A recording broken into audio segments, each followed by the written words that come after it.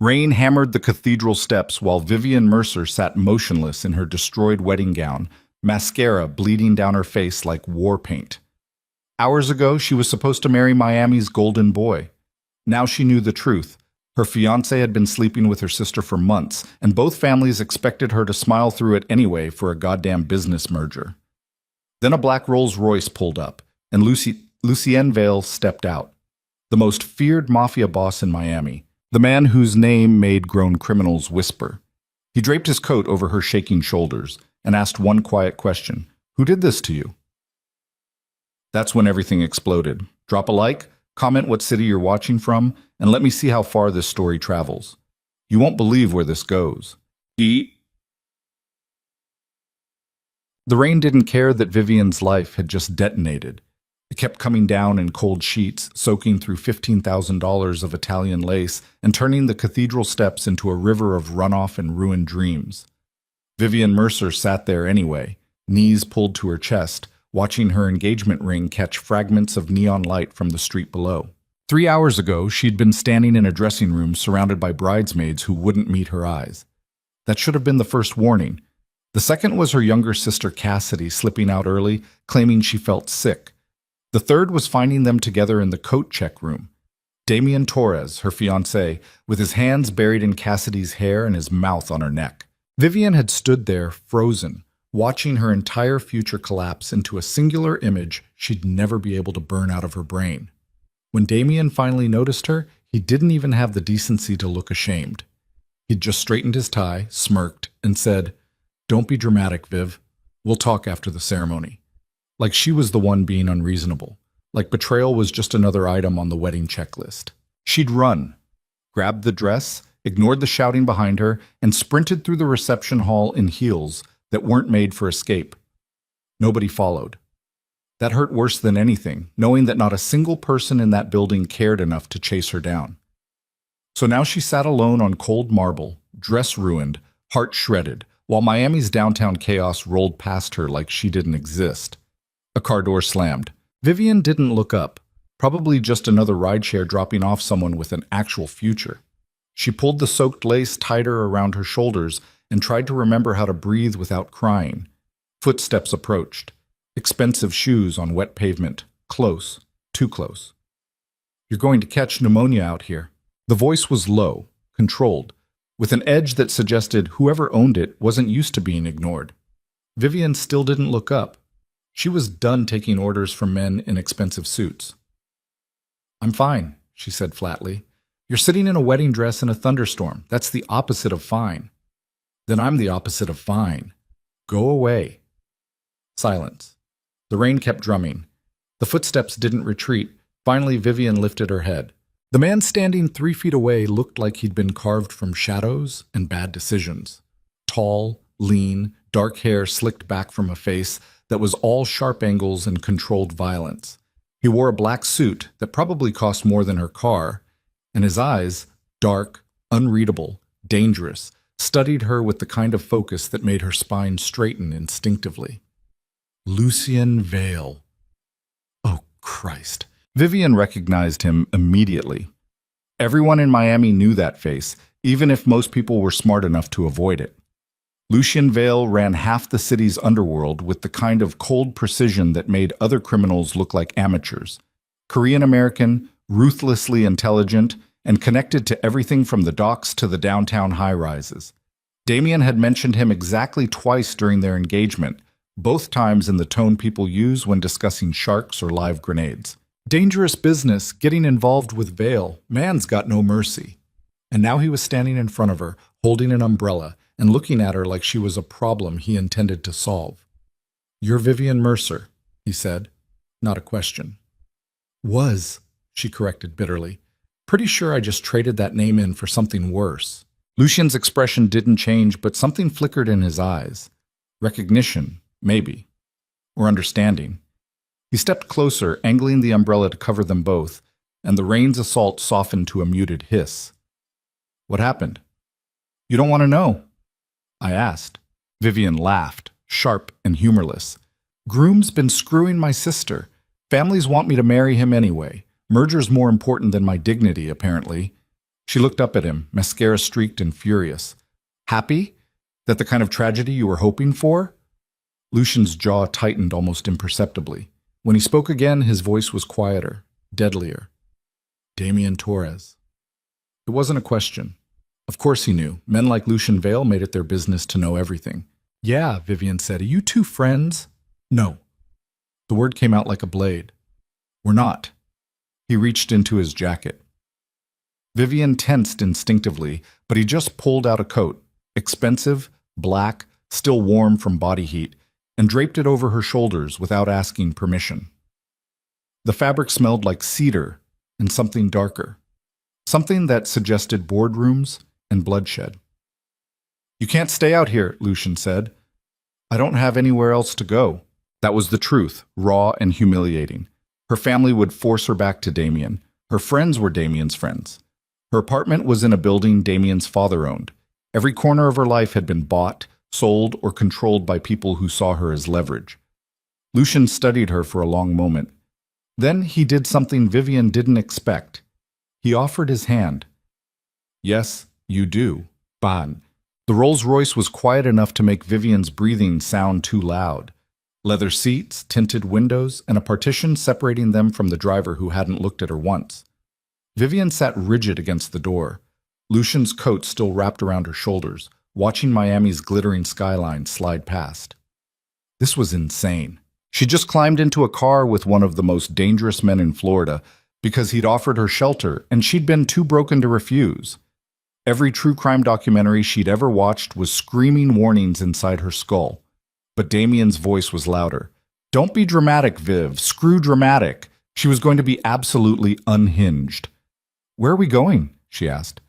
Somewhere safe. That's not an answer. Lucian glanced at her. In the dim interior light, his features looked softer, almost human. Almost. My home, he said simply. The Vale Estate, Biscayne Bay. Vivian's stomach dropped. You're serious? You said you had nowhere to go. So you're just, what, adopting strays now? His mouth twitched. It might have been a smile. It was hard to tell with a man whose reputation was built on calculated brutality. Call it what you want, Lucienne said. But nobody touches what's mine, and as of right now, you're under my protection. I don't belong to you. No, he agreed quietly. You don't belong to anyone. That's the point. The words landed harder than Vivian expected. She turned back to the window, throat tight, and watched the city blur into streaks of gold and red. The Vale Estate wasn't a house. It was a fortress wrapped in glass and steel, perched on the edge of Biscayne Bay like a monument to power. Floodlights illuminated manicured lawns and palm trees swaying in the storm wind. Armed security moved through the shadows with the efficiency of soldiers. Vivian's heels clicked against marble as Lucian led her through the front entrance. Inside was all clean lines and dark elegance, floor-to-ceiling windows overlooking the water, modern furniture that looked like it cost more than her college tuition, and the kind of silence that only came from wealth and control. A woman appeared from a hallway, older, Korean, with sharp eyes and an expression that suggested she'd seen everything twice. She looked at Vivian's ruined dress, then at Lucian, and said something in rapid Korean that sounded like a reprimand. Lucian replied in the same language, calm and unbothered. The woman sighed, then switched to English. You bring home strays now? Mrs. Kwan, Lucian said evenly. This is Vivian. She'll be staying here. Guest suite, second floor. Make sure she has everything she needs. Mrs. Kwan's gaze softened slightly when she looked at Vivian again. You look half drowned, girl. Come on, let's get you warm before you freeze to death in that ridiculous dress. Vivian followed numbly, aware of Lucian's eyes tracking her across the foyer. At the staircase, she paused and looked back. Why are you doing this?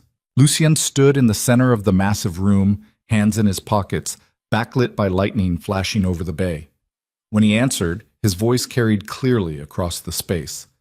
Because Damien Torres destroyed my family 3 years ago, and I've been waiting for the right moment to return the favor.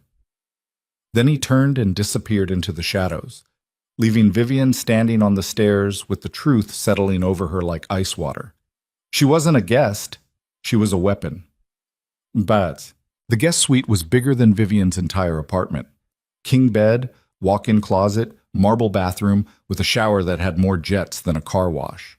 Mrs. Kwan had left clothes on the bed, soft pants, a cashmere sweater, everything in exactly Vivian's size. That should have been creepy. Instead, it just felt efficient. Vivian peeled off the ruined wedding dress and left it in a wet heap on the bathroom floor. Under the scalding shower spray, she scrubbed mascara and hairspray and the feeling of Damien's hands off her skin until the water ran clear and her body finally stopped shaking. When she emerged, wrapped in a towel that was somehow heated, her phone was buzzing on the nightstand. 17 missed calls, 32 texts, all from the same numbers. Damien, where the hell are you? Damien, this is childish. Damien, we need to talk. Her father, Vivian Marie Mercer. You call me immediately. Cassidy, I'm sorry. Okay, it just happened. Her mother, the merger depends on this wedding. Come home. Vivian deleted everything without reading the rest. Then she blocked all of them and threw the phone onto the bed like it was radioactive. A knock on the door made her jump. It's me, Mrs. Kwan's voice called. I brought food. You look like you haven't eaten in days. Vivian opened the door. Mrs. Kwan swept in with a tray containing soup, bread, and tea that smelled like comfort and warmth. She set it on the desk and turned to study Vivian with the practiced eye of someone who'd raised children. Better, she declared. Now you look human again. Sit. Eat. Vivian sat. The soup was perfect, rich, savory, exactly what her hollowed-out stomach needed. She ate mechanically while Mrs. Kwan fussed with the room temperature and pulled the curtains against the storm. How long have you worked for him? Vivian asked between bites. 23 years, since Lucien was 16 and stupid. Is he still stupid? Mrs. Kwan smiled. No, now he's dangerous. But he's a good man underneath all that. She paused. Most of the time. He said Damien destroyed his family. The warmth left Mrs. Kwan's expression instantly. That's not my story to tell, but yes. Damien Torres is poison, and if Lucien's brought you here, it's because he sees an opportunity. She fixed Vivian with a hard look. Question is, are you going to let yourself be used, or are you going to use him right back? Vivian stared into her soup. I don't know what I'm doing anymore. Nobody does, girl. But you're here. That's already a choice. Mrs. Kwan moved toward the door, then stopped. One more thing. Lucien doesn't let people inside these walls unless he trusts them. Whatever he told you about revenge, that's only part of it. What's the other part? Mrs. Kwan smiled sadly. You'll have to ask him yourself. Vivian couldn't sleep. She lay in the massive bed, staring at the ceiling while the storm raged outside and her brain replayed the last 12 hours on an endless loop. Every time she closed her eyes, she saw Cassidy's guilty face.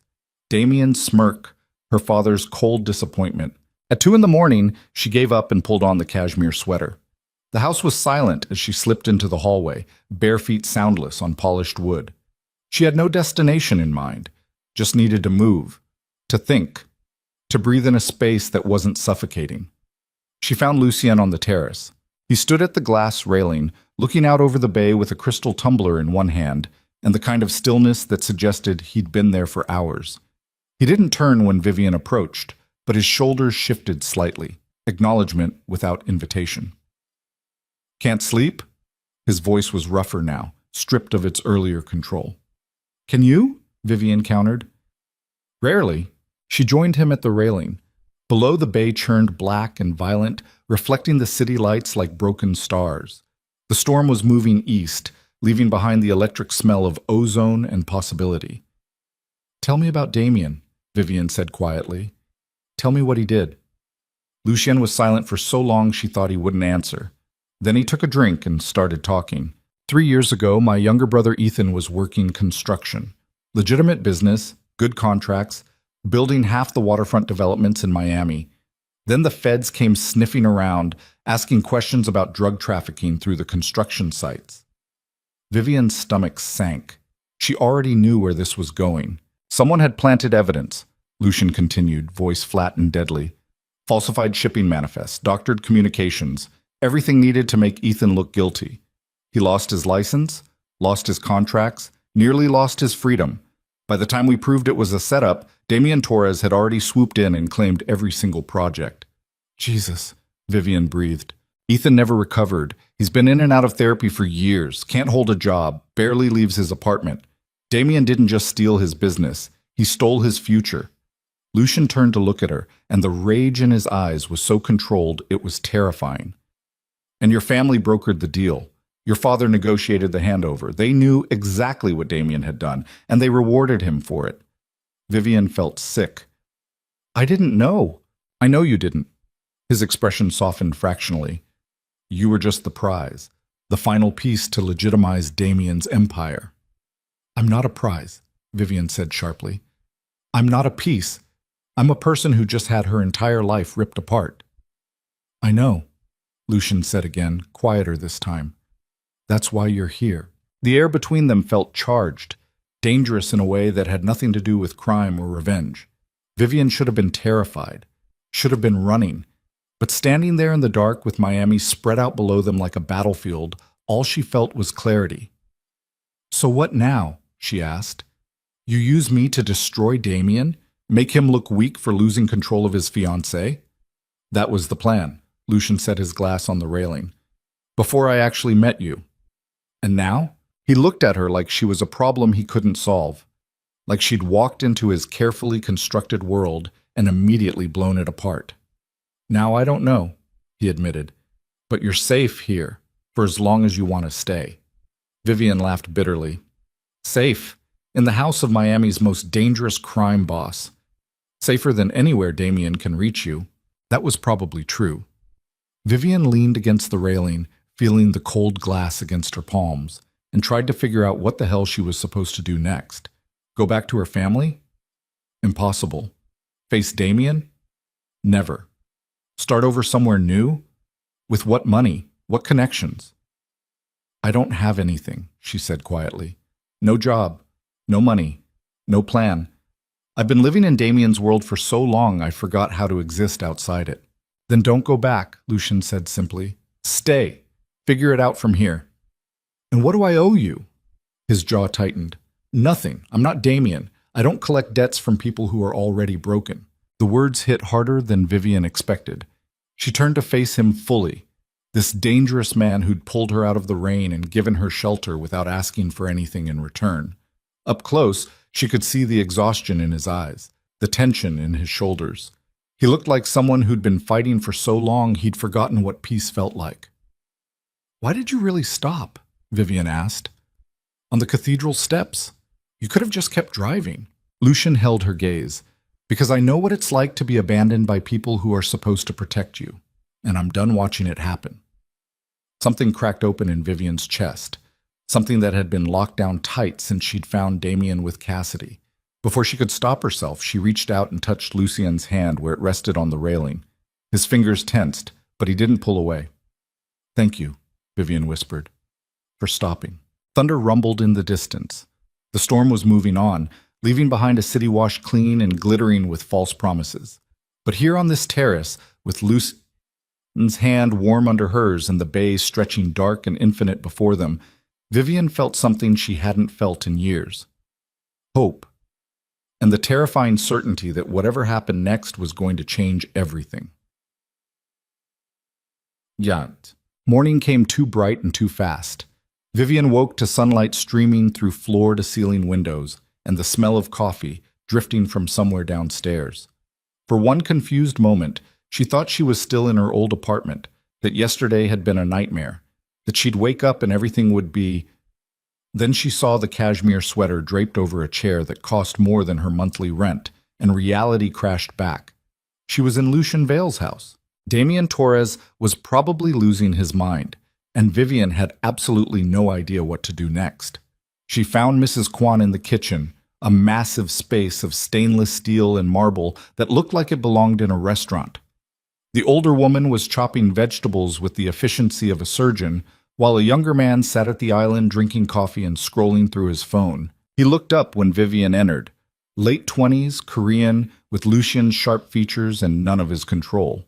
His expression flickered through several emotions before landing on wary curiosity. "So you're the runaway bride," he said. "Ethan," Mrs. Kwan said sharply. "Manners."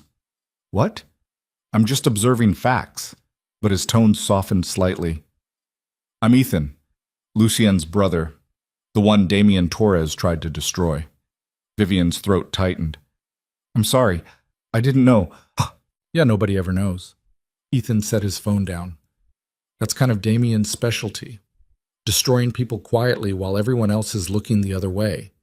Mrs. Kwan slid a plate of eggs and toast in front of Vivian. "Eat. You're too thin." Vivian sat, mostly because her legs felt shaky. Ethan studied her with an expression that was equal parts sympathy and suspicion. "So what's the play here?" he asked. "You staying for revenge, protection, true love?" The last part dripped with sarcasm. "Ethan," Mrs. Kwan warned, "I'm just trying to figure out if she's going to break my brother's heart or get him killed. Both seem equally likely at this point." "I'm not trying to do either," Vivian said quietly. "I'm just trying to survive." Something in Ethan's expression shifted. He nodded slowly. "Yeah, okay. I get that." He stood, grabbing his coffee. "For what it's worth, Lucian's scary as hell, but he's loyal. If he said you're safe here, you're safe here. Nobody in Miami's stupid enough to cross him. Except Damien. Especially not Damien. Not anymore." Ethan smiled, sharp and dangerous. "My brother's been waiting 3 years for an opening. Looks like you just handed him one." He left before Vivian could respond. Mrs. Kwan sighed and returned to her vegetables. "Don't mind him. He's angry. Has been since the trial." "I don't blame him," Vivian said. "Damien destroyed his life. And now you're here to help destroy Damien's." Mrs. Kwan looked up. "Question is, are you ready for what that means?" Vivian picked at her eggs. "I don't even know what it means." "It means war, girl. Damien won't let you go quietly. Your family won't let the merger collapse without a fight. And Lucien?" She shook her head. "Lucien's been holding back for years. You just gave him permission to stop." The front door opened. Footsteps crossed the foyer. Vivian's pulse jumped before she could stop it.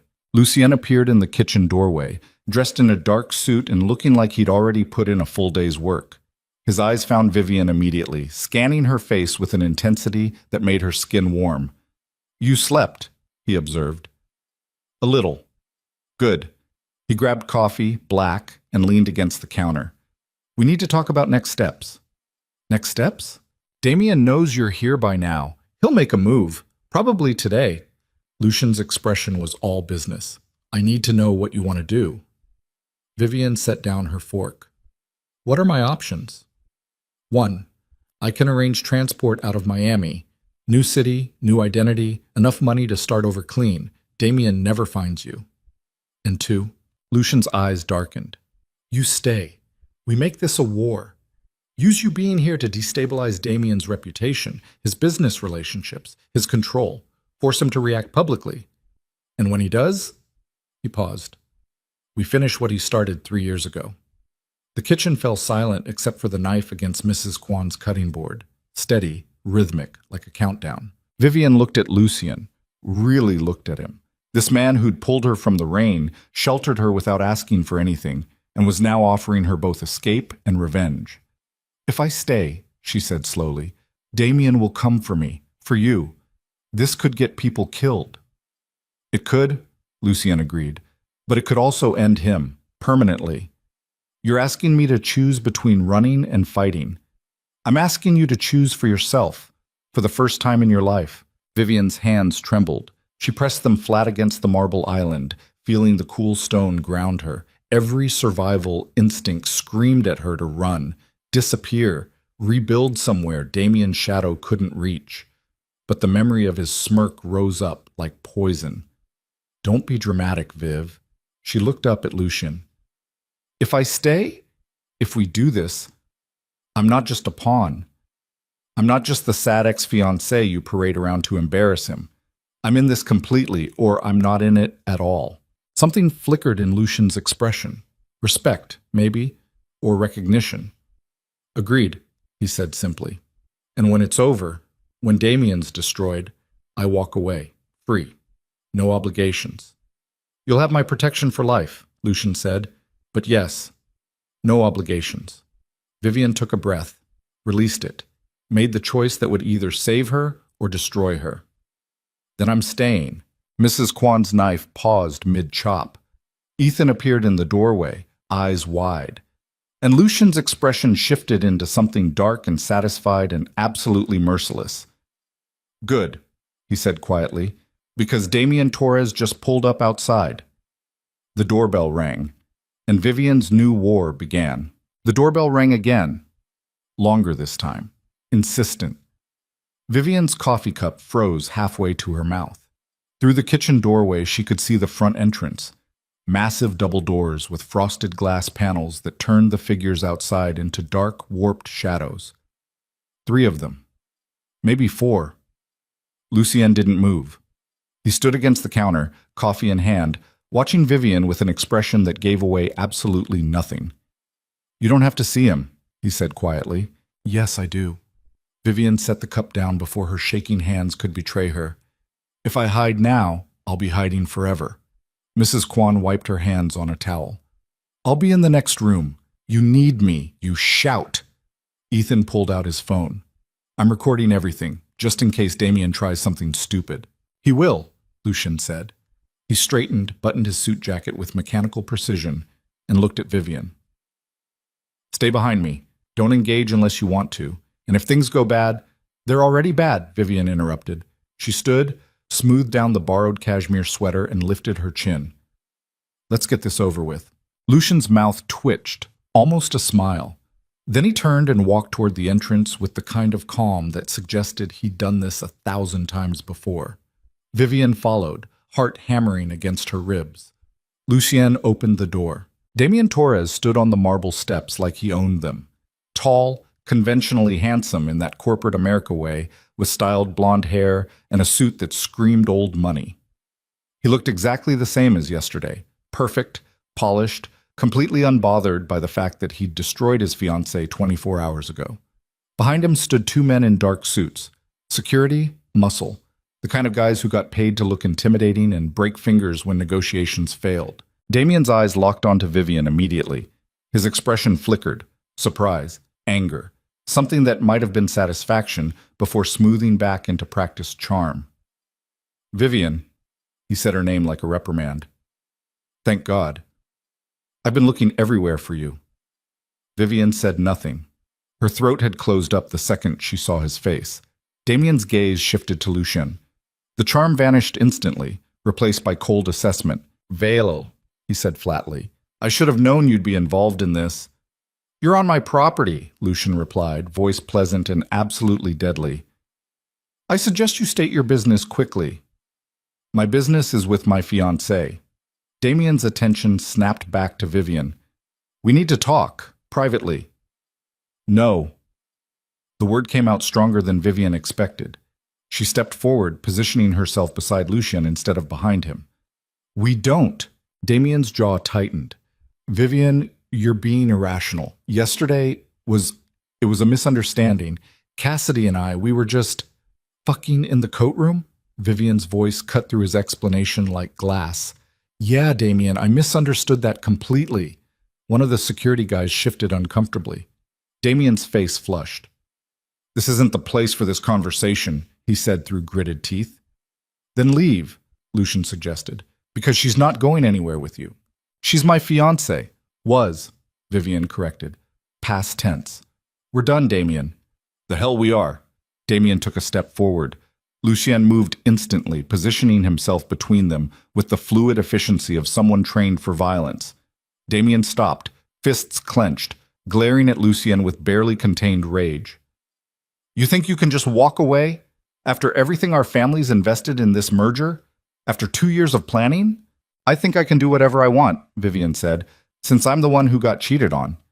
It was one mistake. For months, Damien. Months. With my sister. Vivian's voice shook, but she didn't back down. You don't get to call that a mistake. Damien's expression hardened. He looked at Lucien, then back at Vivian, and something calculating entered his eyes. So this is how it is, he said slowly. You run straight to the enemy, to the man who's been trying to destroy my family for years. That's your play? I'm not playing anything, Vivian shot back. I just needed somewhere safe to go. Safe? Damien laughed, sharp and ugly. You think Vale's house is safe? Jesus, Vivian, you're more naive than I thought. He's using you. He's been waiting for an opportunity like this, and you just handed it to him. Better used than betrayed, Vivian said coldly. The words landed like a slap.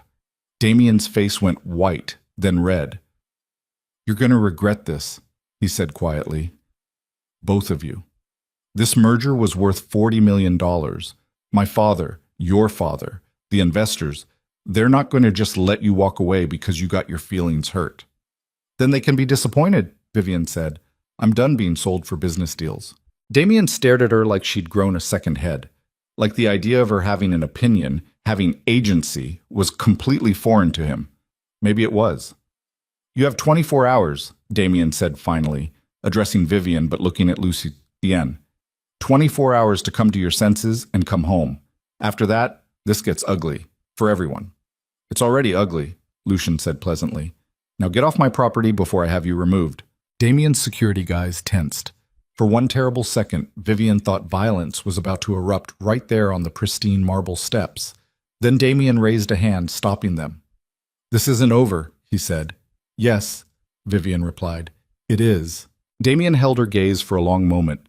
Then he turned and walked back to his car. A silver Porsche that probably cost more than most people's houses. His security followed. The engine purred to life, and they disappeared down the long driveway in a spray of gravel and expensive exhaust. Lucien closed the door. The silence that followed felt like pressure against Vivian's eardrums. Well, Ethan said from the hallway, phone still recording, that went about as well as expected. Vivian's legs gave out. She caught herself against the wall, breathing hard, feeling the adrenaline crash through her system like a tidal wave. Her hands were shaking, her vision blurred. Lucien was there instantly, one hand on her elbow, steadying her. Breathe, he said quietly. Just breathe. I can't, Vivian gasped. I can't believe You stood up to him, Lucien said. That's what you did, and you didn't break. Vivian looked up at him. His face was close, focused entirely on her, and for the first time she noticed the thin scar along his jawline, a reminder that this man knew violence intimately. He's going to make this worse, she whispered. I know. People are going to get hurt. Probably. And you're okay with that? Lucien's expression was unreadable. I've been at war with Damien Torres for 3 years. The only difference now is that you're involved. And if you want to walk away, if you want me to put you on a plane tonight, I will. No judgment, no consequences. Vivian's breath steadied. She straightened, pulling away from Lucien's supporting hand, and looked toward the front door where Damien had stood minutes ago. No, she said. I'm staying. I'm finishing this. Behind her, Ethan muttered, Oh, this is going to be a shit show. Mrs. Kwan appeared with tea. Sit down before you fall down, girl. You look like death. Vivian let herself be herded into the living room, all glass and steel and furniture that probably belonged in a museum. She collapsed onto a leather sofa while Mrs. Kwan pressed a cup of something hot and sweet into her hands. Lucien remained standing, hands in his pockets, staring out at the bay. He'll call your father next, he said without turning around. Probably already has. They'll coordinate, apply pressure from every angle. Let them, Vivian said. I'm done being pressured. They'll threaten you financially, cut you off, freeze your accounts. I don't care. They'll drag your name through the media, make you look unstable, unreliable. Still don't care. Lucien finally turned to look at her. They'll come after me, use every connection they have to make my life difficult, and by extension, yours. Vivian met his eyes over the rim of her teacup. Then we make their lives more difficult. Isn't that how this works? Ethan laughed from the doorway. Oh, I like her. Can we keep her? Ethan, Lucien said warningly. What? I'm just saying she's got spine. That's rare in Damien's circle. Ethan walked into the room, dropping onto the opposite sofa. So what's the actual plan here? We just wait for them to attack and react? Or do we go on offense? Lucien was quiet for a moment. Then he pulled out his phone, scrolled through something, and made a call. Marcus, it's Vale. I need everything you have on the Torres merger. Financial statements, investor agreements, leveraged assets, all of it. He paused, listening. Because I'm about to blow it apart. How fast can you get it to me? Another pause. Good. Send it encrypted. He hung up. Vivian stared. You're going after the merger directly? If Damien wants to play hardball, we'll play hardball. His entire empire is built on that deal. His father's construction contracts, the waterfront developments, the political connections, it all hinges on merging with your family's real estate holdings.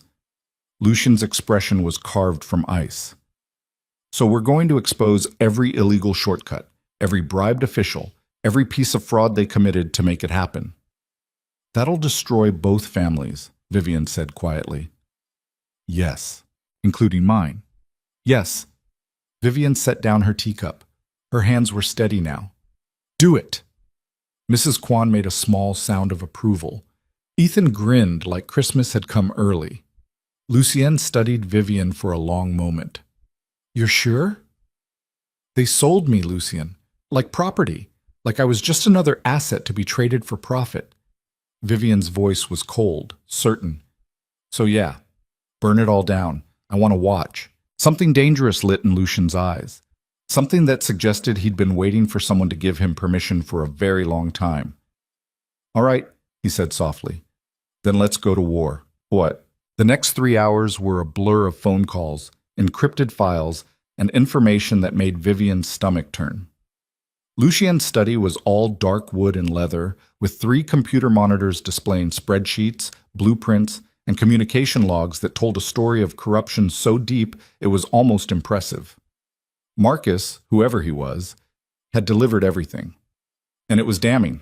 Vivian sat in a chair by the window, reading through printed documents while Lucian and Ethan worked through the digital files. Every page was another nail in Damien's coffin. Bribed building inspectors, falsified environmental reports, shell companies used to hide money laundering, real estate deals that violated zoning laws. And at the center of it all, the Taurus-Mercer merger. Her father's signature was on half these documents. Jesus, Vivian whispered, staring at a contract that showed her family selling protected wetlands to a development company owned by Damien's father. They didn't even try to hide it. They didn't have to, Lucien said from behind the desk. Nobody was looking. That's how corruption works. Do it openly, confidently, and people assume it must be legal. Until someone decides to look closer, Ethan added. He was scrolling through emails on one of the monitors, expression grim. And holy shit, there's a lot to find. Damien's been skimming money from his own father's projects, hiding it in offshore accounts. Lucien looked up sharply. Show me. Ethan pulled up a series of bank transfers. Lucien studied them, eyes narrowing, and then he smiled. It wasn't a pleasant expression. Greedy and stupid, he murmured. That's a dangerous combination. What are you thinking? Vivian asked. I'm thinking we don't just destroy the merger. We destroy Damien's relationship with his father, turn them against each other. Lucien leaned back in his chair. Antonio Torres is a bastard, but he's a loyal bastard. If he finds out his son's been stealing from him, he'll cut Damien off completely, Ethan finished. Maybe worse. Vivian's phone buzzed. She'd turned it back on an hour ago, and it hadn't stopped since. Mostly messages from her mother, each one more desperate than the last. Mom, please call me Mom. Your father is furious, Mom. This is affecting the entire family. Mom. Vivian, please, be reasonable. Vivian deleted them all. Then a new message appeared.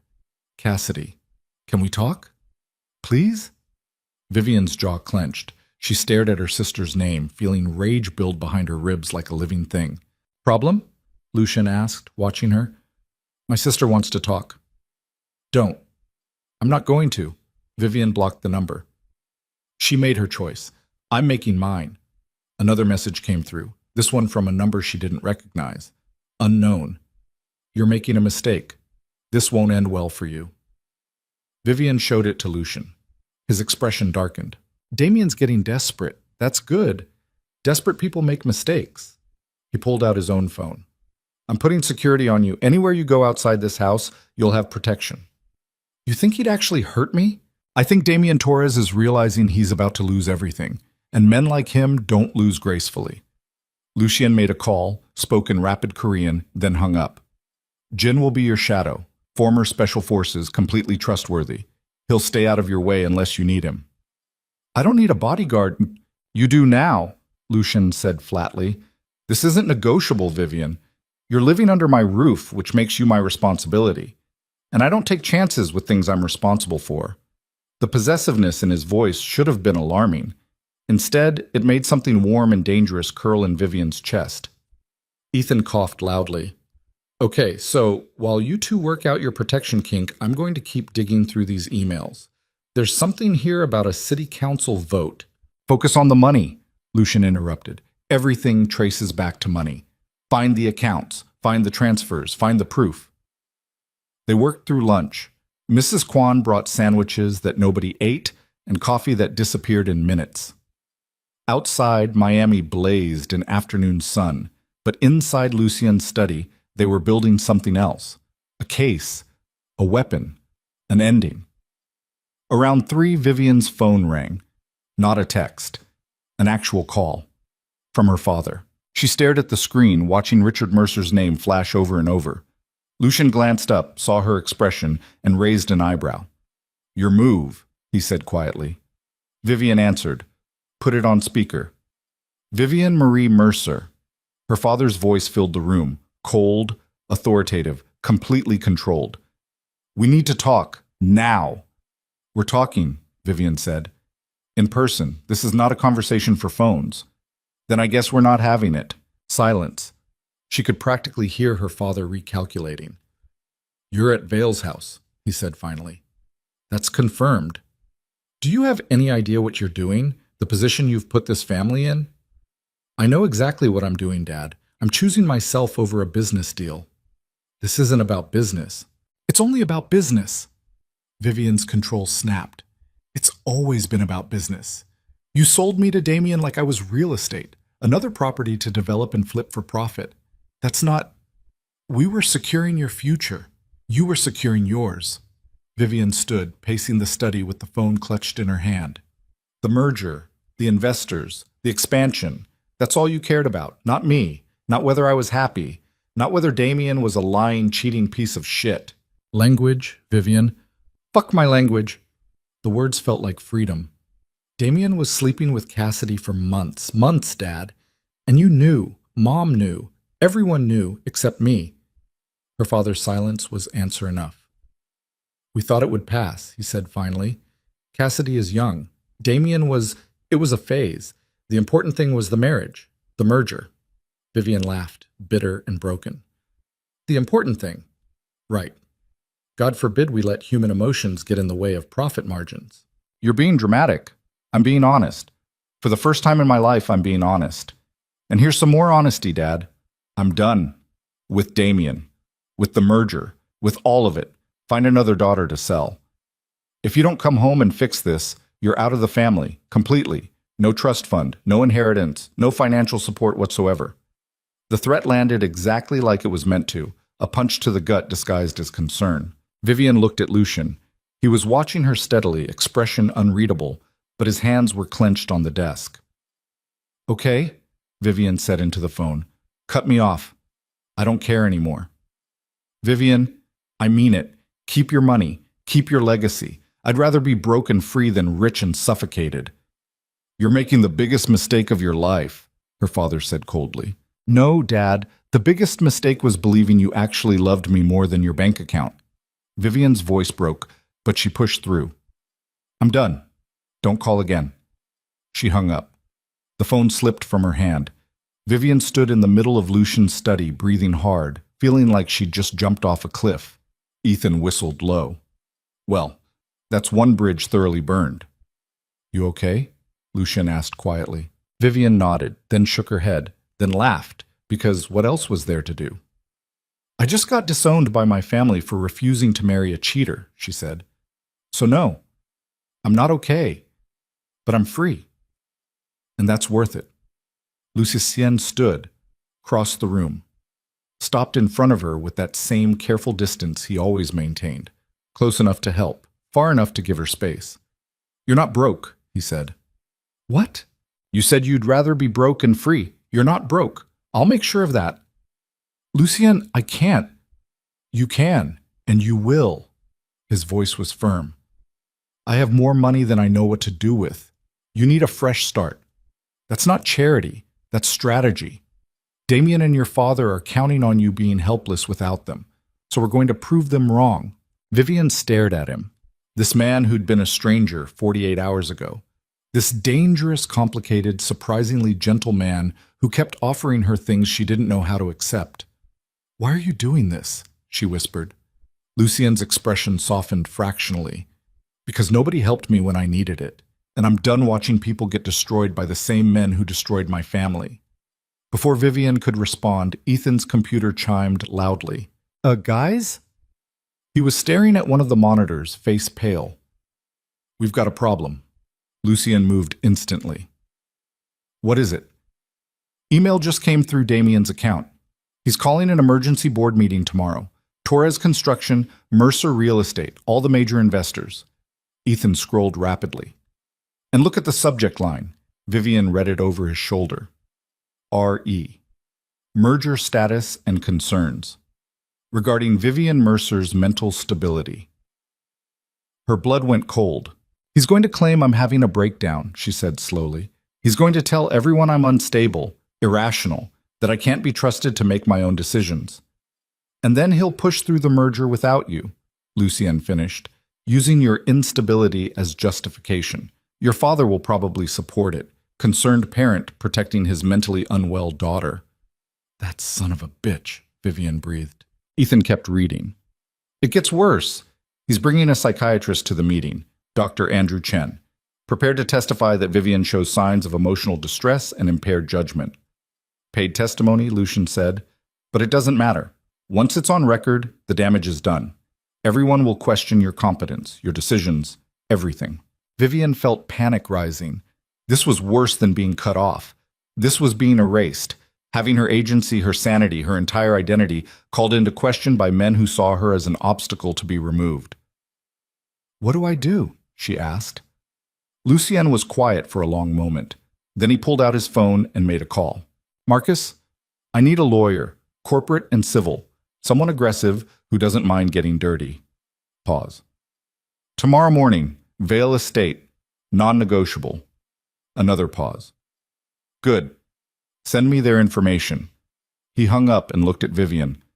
Tomorrow morning, Damien's going to try to destroy your credibility. So tomorrow morning, you're going to walk into that board meeting, prove you're perfectly sane, and blow up everything he's built. How? Lucien's smile was sharp and merciless, with the truth, and every piece of evidence we've gathered. You're going to stand in front of those investors and expose exactly what Damien is, what they all are. And you're going to do it calmly, rationally, and on the record. They'll destroy me, Vivian whispered.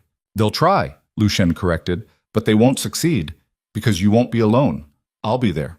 My lawyers will be there. And if they want to question your sanity for refusing to marry a man who betrayed you, his eyes glittered dangerously, then we'll question theirs for expecting you to. Vivian's breath steadied. The panic receded, replaced by something harder, angrier. I want to do more than expose him, she said. I want to ruin him, completely. Then we will, Lucien promised. But first we need to get through tomorrow without them railroading you into looking unstable. I can do that. I know you can. He hesitated, then reached out and touched her shoulder, brief, grounding. Get some rest. Tomorrow's going to be brutal. Vivian nodded. But as she turned to leave the study, Ethan's voice stopped her. Hey, Vivian? She looked back. He was watching her with an expression that was equal parts respect and concern. For what it's worth, you're the first person who's ever stood up to Damien and meant it. That takes guts. He hesitated. Just don't let this war cost you more than it costs him, okay? Vivian managed a smile. I'll try. But as she climbed the stairs to her room, she knew Ethan was right to worry. Because she wasn't just fighting Damien anymore. She was fighting her entire past. Every decision that had led her to those cathedral steps. Every moment she'd stayed silent instead of speaking up. And tomorrow, in front of everyone who'd ever underestimated her, she was going to prove exactly how much fight she had left. Night fell heavy and humid. Vivian stood on the terrace outside her room, watching Miami's lights glitter across the bay like scattered jewels. Somewhere out there, Damien was planning his next move. Her father was probably drinking scotch and cursing her name. Cassidy was... Actually, Vivian didn't care what Cassidy was doing. The door behind her opened quietly. She didn't turn around. Didn't need to. She'd started recognizing Lucian's footsteps. "Can't sleep?" he asked. "Don't want to. Every time I close my eyes, I see tomorrow. Everything that could go wrong." Lucian joined her at the railing. He'd changed into dark pants and a white shirt, sleeves rolled to his elbows. Less armor, more human. "It's going to go wrong," he said bluntly. "Damien's not going to let you walk into that meeting and speak unchallenged. He'll interrupt, discredit, make it ugly." "Thanks for the pep talk." "I'm not giving you a pep talk. I'm giving you reality." Lucian turned to face her. "Tomorrow's going to be brutal. They're going to attack you personally, question your judgment, make you feel small. And if you go in there expecting them to be fair or reasonable, you'll break." Vivian met his eyes. "Then what should I expect?" "War. Expect war. And fight back twice as hard." His voice was quiet but unyielding. "You're not going in there to ask permission or explain yourself. You're going in there to burn their world down, so don't apologize, don't justify. Just tell the truth and watch them scramble." Something fierce and bright ignited in Vivian's chest. "I can do that," she said. "I know." Lucian's expression softened slightly. "You're stronger than you think, Vivian. Stronger than they've ever let you be." "I don't feel strong. I feel terrified." "Good. Fear keeps you sharp. Just don't let it stop you." They stood in silence for a moment, the city breathing below them, the bay dark and endless. Vivian was hyper-aware of Lucian's proximity, close enough that she could feel the warmth radiating from his body, smell the cedar and smoke that seemed to cling to him. "Can I ask you something?" she said quietly. "Always." "Why do you care?" "Really? Not the revenge thing, not the war with Damien. Why do you actually care what happens to me?" Lucian was quiet for so long, Vivian thought he wasn't going to answer. Then he spoke, voice low and raw, "Because I know what it's like to be used.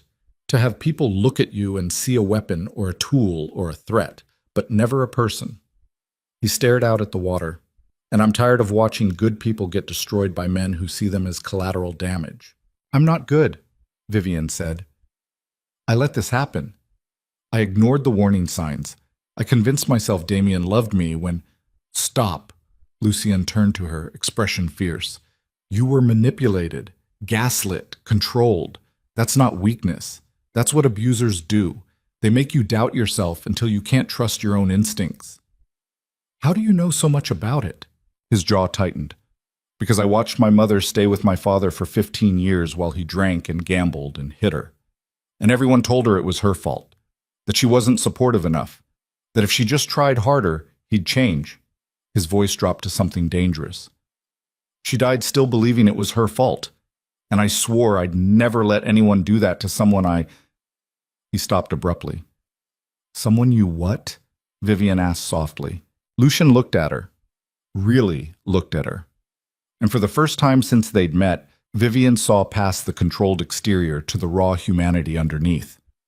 "Someone I care about," he finished quietly. The air between them shifted, became charged, electric. Vivian's heart hammered. She knew she should step back, create distance. This was dangerous territory, falling for the man who'd saved her, who'd given her shelter, who was helping her destroy her enemies. But she didn't step back. Instead, she moved closer. "Lucien." His phone buzzed, harsh, insistent, shattering the moment like dropped glass.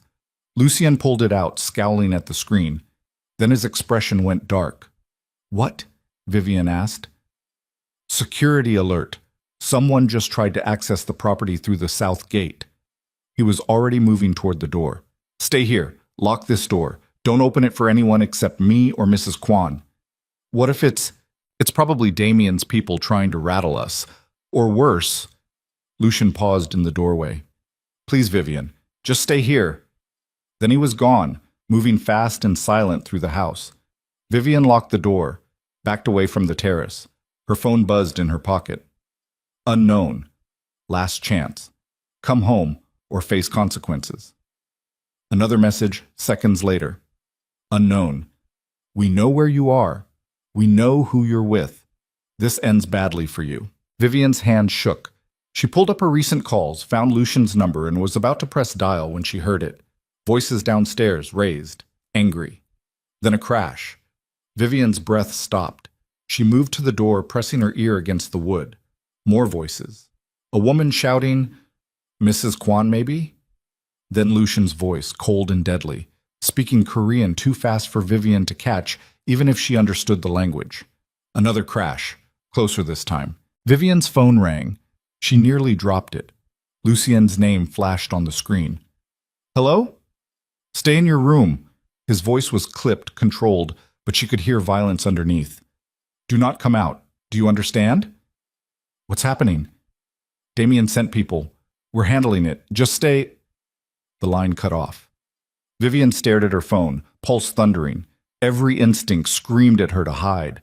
Lock herself in the bathroom. Wait for someone to tell her it was safe.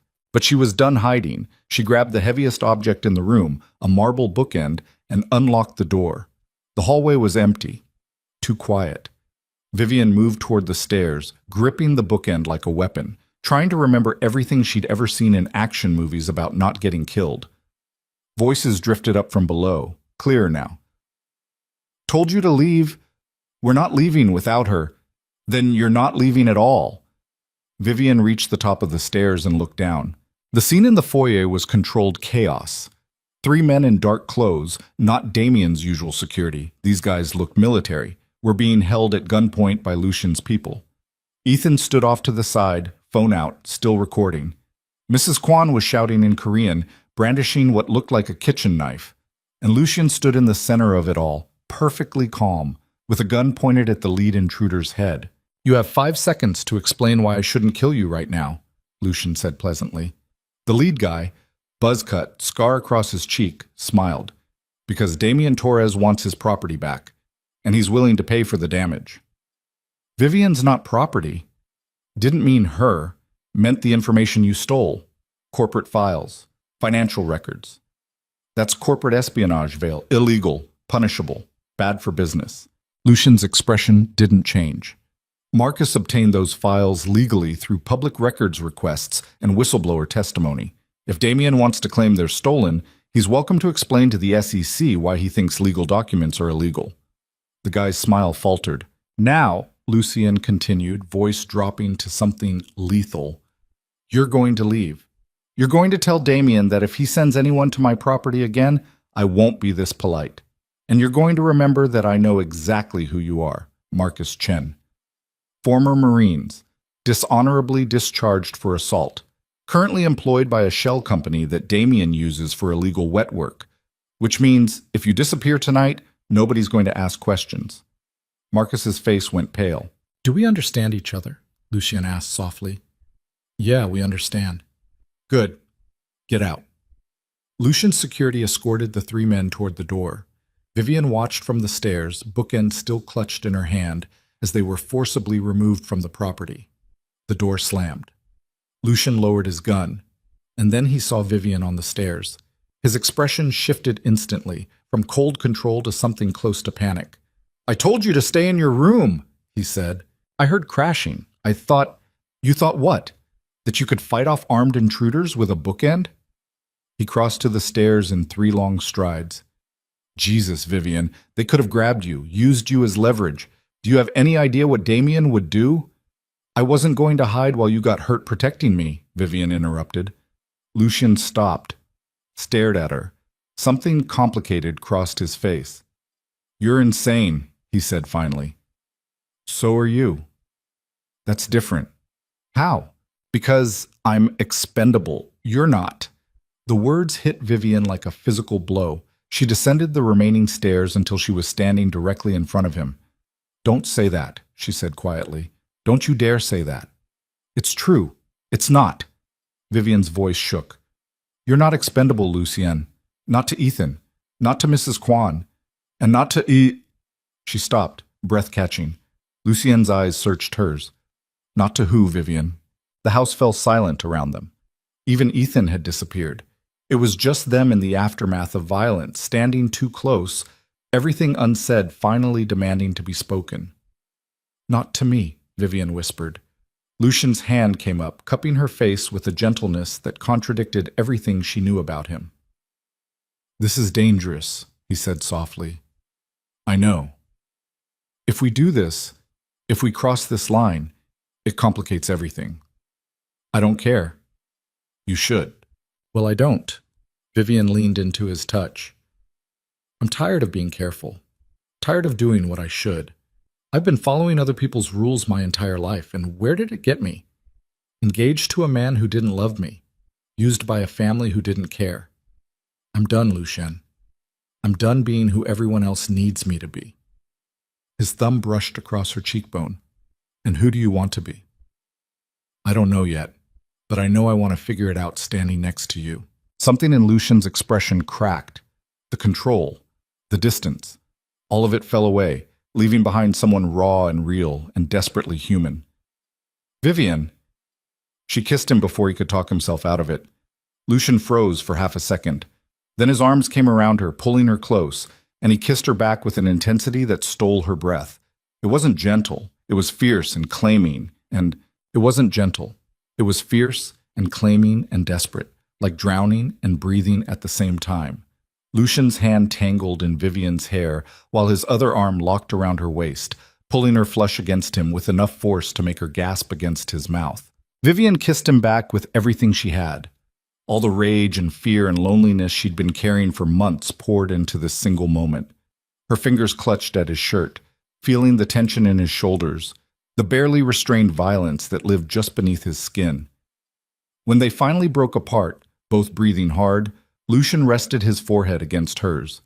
"This changes everything," he said quietly. "Good," Vivian whispered. "I want everything to change." His grip tightened fractionally. "Tomorrow's going to be worse now. Damien will see this as a declaration of war." "It is a declaration of war." Lucian pulled back just enough to look at her. His eyes were dark, intense, searching for something in her expression. "You're sure about this? About me? Are you always this paranoid after kissing someone?" Only when kissing them could get them killed. Vivian's breath caught. The reality of what she'd just done, who she'd just aligned herself with, crashed over her like cold water. But instead of fear, she felt something close to exhilaration. "I'm sure," she said firmly, "about all of it." Lucien studied her for another long moment. Then he stepped back, creating distance, and his expression shifted back into something controlled and strategic. "Get some sleep," he said. "We leave for the board meeting at 8. Dress professionally. Conservative. We need you looking stable and competent." "Yes, sir," Vivian said, unable to keep the sarcasm out of her voice. His mouth twitched, almost a smile. "And Vivian, next time armed men break into my house, you stay in your room. I can't protect you if you're running toward danger with a bookend. I'll think about it. That's not comforting. Good night, Lucien." She turned and walked up the stairs, feeling his eyes track her the entire way. Only when she reached her room did she allow herself to collapse against the door, heart racing, lips still tingling from the kiss. What the hell had she just done?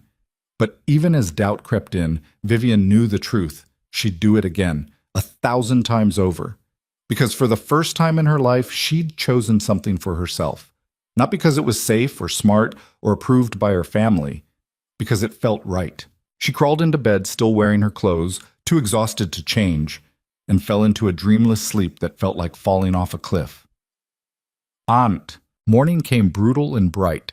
Vivian woke to Mrs. Kwan shaking her shoulder and thrusting a cup of coffee into her hands before she was fully conscious. "Up," the older woman commanded. "Shower. I laid out clothes. You have 40 minutes before the lawyers arrive." Vivian stumbled into the bathroom, brain still foggy. The hot water helped. She scrubbed last night off her skin, the fear, the kiss, the violence, and tried to armor herself for what was coming. The clothes Mrs. Kwan had chosen were perfect. A charcoal gray pantsuit that screamed competent professional, a white blouse, minimal jewelry. Vivian looked at herself in the mirror and barely recognized the woman staring back. She looked strong, put together, dangerous, good. Downstairs, Lucien's dining room had been converted into a war room. Three people Vivian didn't recognize sat around the massive table, laptops open, documents spread everywhere. Lucian stood at the head, already dressed in a black suit that made him look like he was attending either a funeral or a hostile takeover. Probably both. He looked up when Vivian entered. His expression was professionally neutral, but something flickered in his eyes. Heat, recognition, memory of last night. "Vivian, meet your legal team," he said smoothly. "Rachel Kim, corporate litigation. David Chen, civil rights. And Marcus Hall, who you've heard me mention." Rachel stood first, Korean-American, late 30s, with the kind of sharp intelligence that made Vivian's spine straighten automatically. "Ms. Mercer, I've reviewed everything Mr. Vale provided. We have a strong case." "For what exactly?" Vivian asked. "Defamation, coercion, and if we're feeling aggressive, fraud." Rachel smiled like a shark. "Your ex-fiancé and his father have made a lot of enemies. We're going to give those enemies ammunition." David spoke up next. Black, mid-40s, with kind eyes that contradicted the steel in his voice. "And if they try to question your mental competency, we shut it down immediately. Dr. Chen has no legal standing to evaluate you without your consent. Any testimony he provides is hearsay and inadmissible in any formal proceeding." "But the damage will already be done," Vivian said quietly. "Everyone in that room will hear it." "Let them," Marcus cut in. He was older, gray-haired, with the weathered look of someone who'd seen too many courtrooms. "Because then we counter with evidence of systematic manipulation and emotional abuse. We paint Damien as the unstable one, a man so desperate to control his fiancée that he fabricated a mental health crisis when she discovered his infidelity." Vivian's coffee cup trembled slightly. She set it down before anyone could notice. "This is going to get ugly," she said. "It's already ugly," Lucian replied. "We're just making it public." For the next 30 minutes, they drilled Vivian on what to say, how to respond, which questions to deflect. Rachel played Damien, throwing accusatory questions at Vivian with increasing hostility until Vivian's hands stopped shaking and her voice stayed level. "Good," Rachel said finally. "You're ready. Just remember, you're not there to convince them to like you. You're there to prove you're competent, rational, and completely done with their bullshit. I can do that. I know you can." Rachel gathered her papers. "One more thing. Whatever happens in that room, don't react emotionally. Damien's going to try to bait you, make you look unstable. Don't give him the satisfaction." Vivian nodded, but inside her stomach churned with anxiety. Ethan appeared in the doorway, dressed surprisingly professionally. "Cars are ready. Jin's driving Vivian's vehicle. I'm riding with David and Marcus. Lucien." "I'm with Vivian," Lucien said. Not a question. Nobody argued. They left in a convoy, 3 black SUVs moving through Miami's morning traffic like sharks through water. Vivian sat in the back of the middle vehicle with Lucien beside her and Jin driving with silent efficiency. "You're quiet," Lucien observed. "I'm terrified." "Good. Fear makes you careful." He glanced at her. "But don't let it make you small. You're walking into that room as an equal, not a victim." "What if I can't do it? What if I freeze?" Lucian's hand found hers in the space between them. The touch was brief, grounding. "Then I'll handle it," he said simply. "But you won't freeze. You're stronger than you think." Vivian wanted to believe him. She really did. The Taurus construction headquarters loomed ahead, a gleaming tower of glass and steel in downtown Miami, with Damien's family name etched across the entrance in letters 3 feet tall. Vivian's stomach clenched as they pulled into the parking garage. This was it. No turning back. They took the elevator to the 15th floor, executive conference rooms where deals worth millions were negotiated and lives were destroyed with handshakes. Rachel, David, and Marcus flanked Vivian like a phalanx. Lucien walked slightly behind, close enough to intervene, but far enough to let Vivian take point. The receptionist's eyes widened when she saw them. "Ms. Mercer, we weren't expecting conference room 3, Rachel said smoothly. "We're here for the 9 o'clock board meeting." "I'm not sure you're on the list." "We're on the list," Lucien said quietly. The receptionist looked at him. Whatever she saw in his expression made her go pale. She nodded quickly and gestured toward the hallway. The conference room doors were already open. Inside, Vivian could see them, her father Richard, looking stern and exhausted. Damien's father, Antonio Torres, a silver-haired man with a politician's smile and a shark's eyes. 3 other investors she recognized vaguely from family events. And Damien himself, standing by the windows in a navy suit, looking calm and collected and completely in control. He turned when Vivian entered. His expression flickered, surprise, anger, something that might have been fear, before settling into cold assessment. "Vivian," he said, "I'm glad you came to your senses."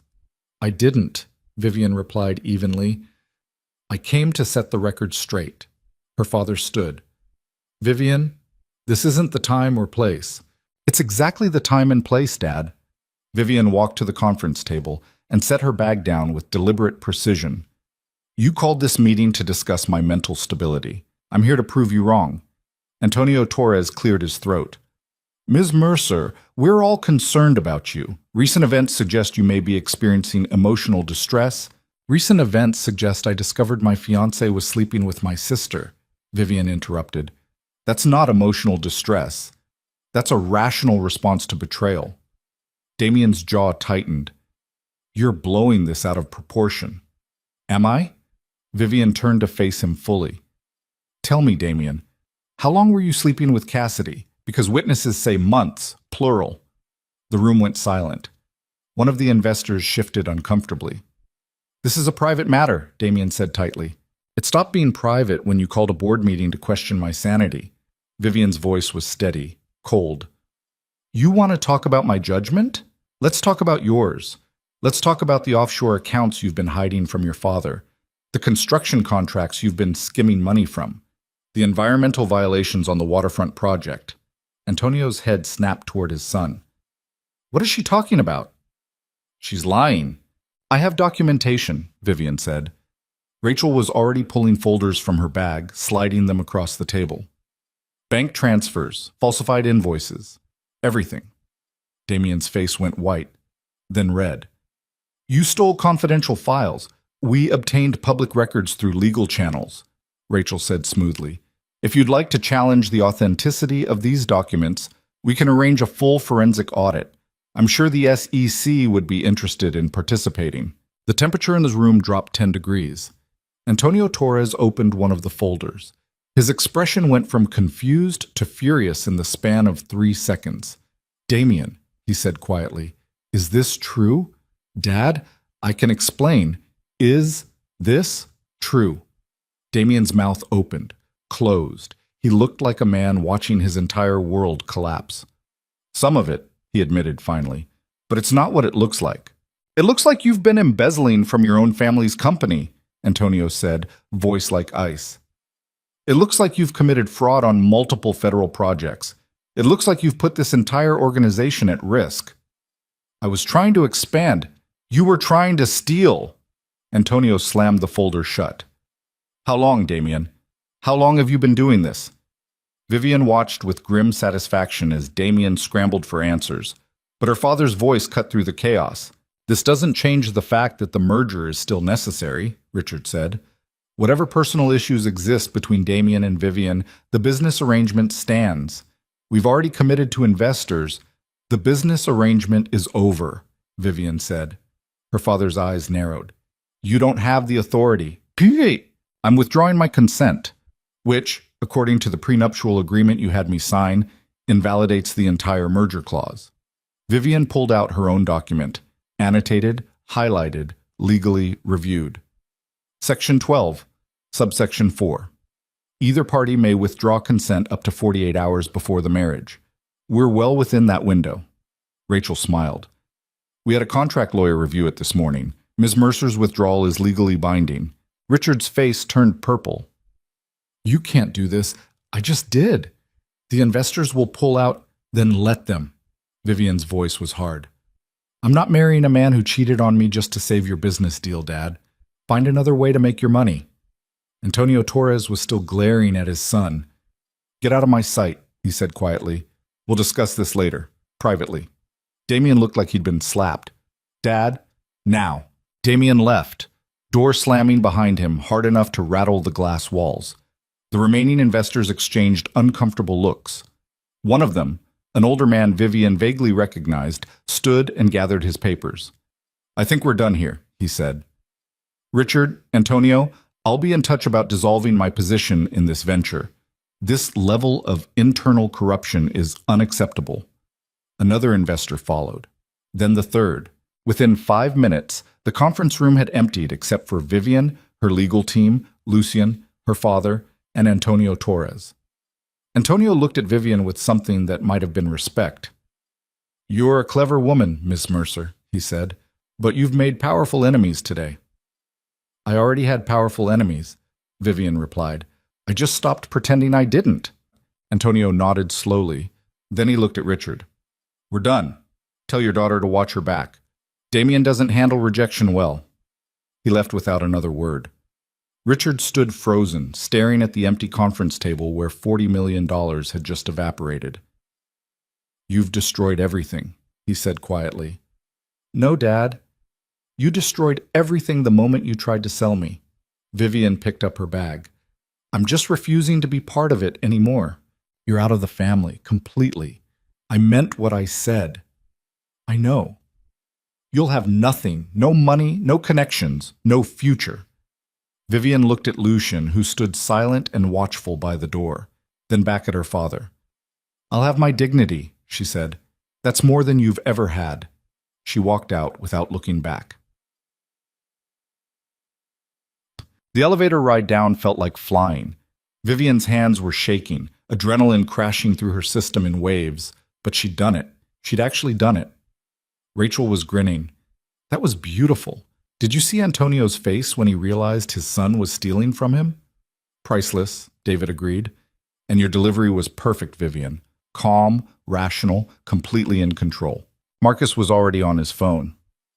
"I'm sending these documents to 3 different news outlets. By tonight, the Torres corruption story will be everywhere." Vivian leaned against the elevator wall, feeling dizzy. "Is it always like this? This insane?" "Only when you're fighting people who deserve it," Rachel said. "You did good today." The elevator doors opened to the parking garage. Jin was waiting by the SUV, scanning the area with professional paranoia. "Clear," he said quietly. They piled into the vehicles. Vivian collapsed into the back seat next to Lucian, feeling like she'd just run a marathon. "You okay?" he asked. "I don't know. Ask me in an hour when my brain catches up." Lucian's hand found hers again.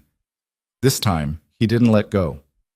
They were halfway back to the estate when Jin's voice cut through the silence. "We've got a tail. Black sedan, 3 cars back. Been following since we left downtown." Lucian tensed immediately. "Damien's people?" "Likely. Lose them." Jin's driving shifted from cautious to aggressive. He took a hard right, then a left, weaving through Miami traffic with practiced efficiency. The sedan followed. "They're not trying to hide it," Jin observed. "That's intentional. They want us to know they're there." "Intimidation tactic," Lucian said. He pulled out his phone, made a call. "We're being followed. Black sedan, Florida plates." He rattled off the license number Jin called out. "Run it, now." Vivian's pulse spiked. What if they try something? They won't. Too public. Too many witnesses.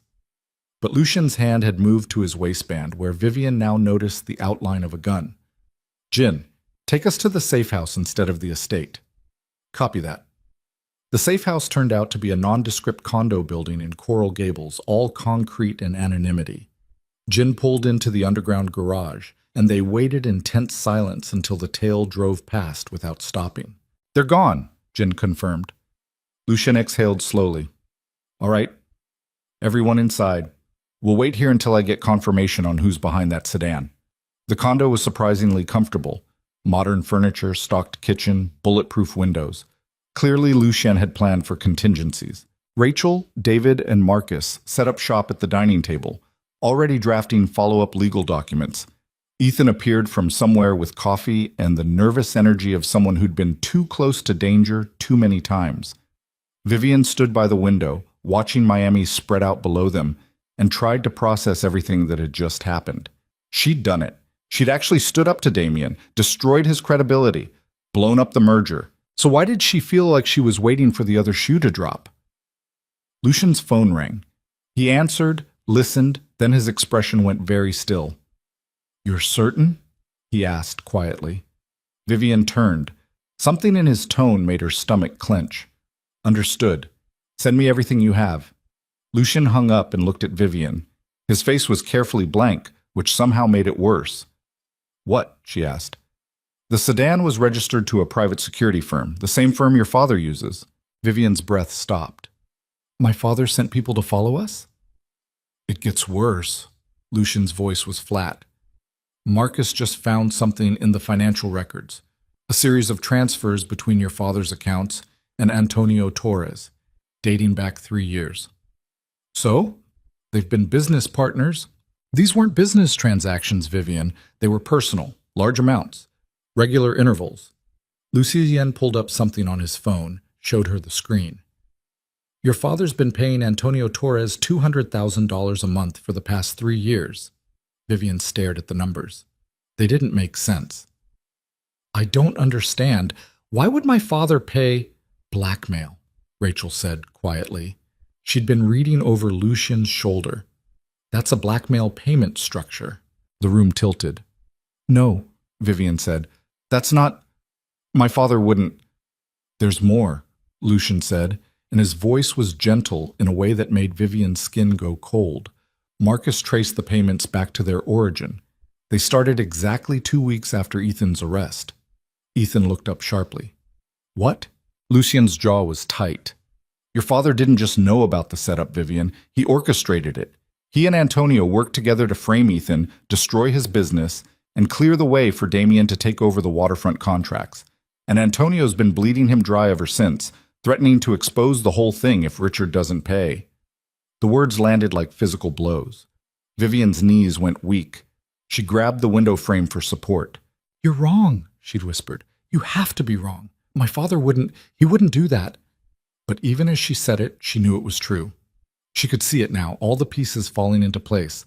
Her father's insistence on the merger, his fury when she left, the desperate phone calls. He hadn't been trying to save a business deal. He'd been trying to save himself. Vivian, Lucian started. Don't. Her voice cracked. Just don't. She walked into the bathroom and locked the door. Then she collapsed against the tile floor and let herself shatter.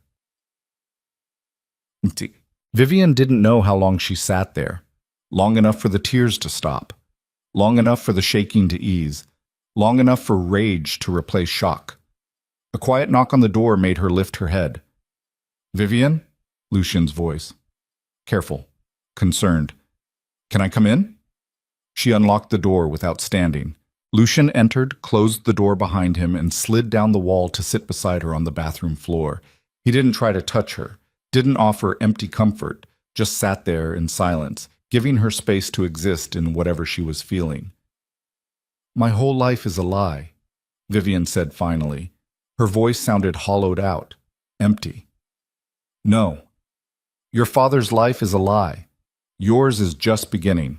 He destroyed your family, ruined Ethan, got paid for it, and then tried to sell me to cover up the evidence. Vivian laughed bitterly.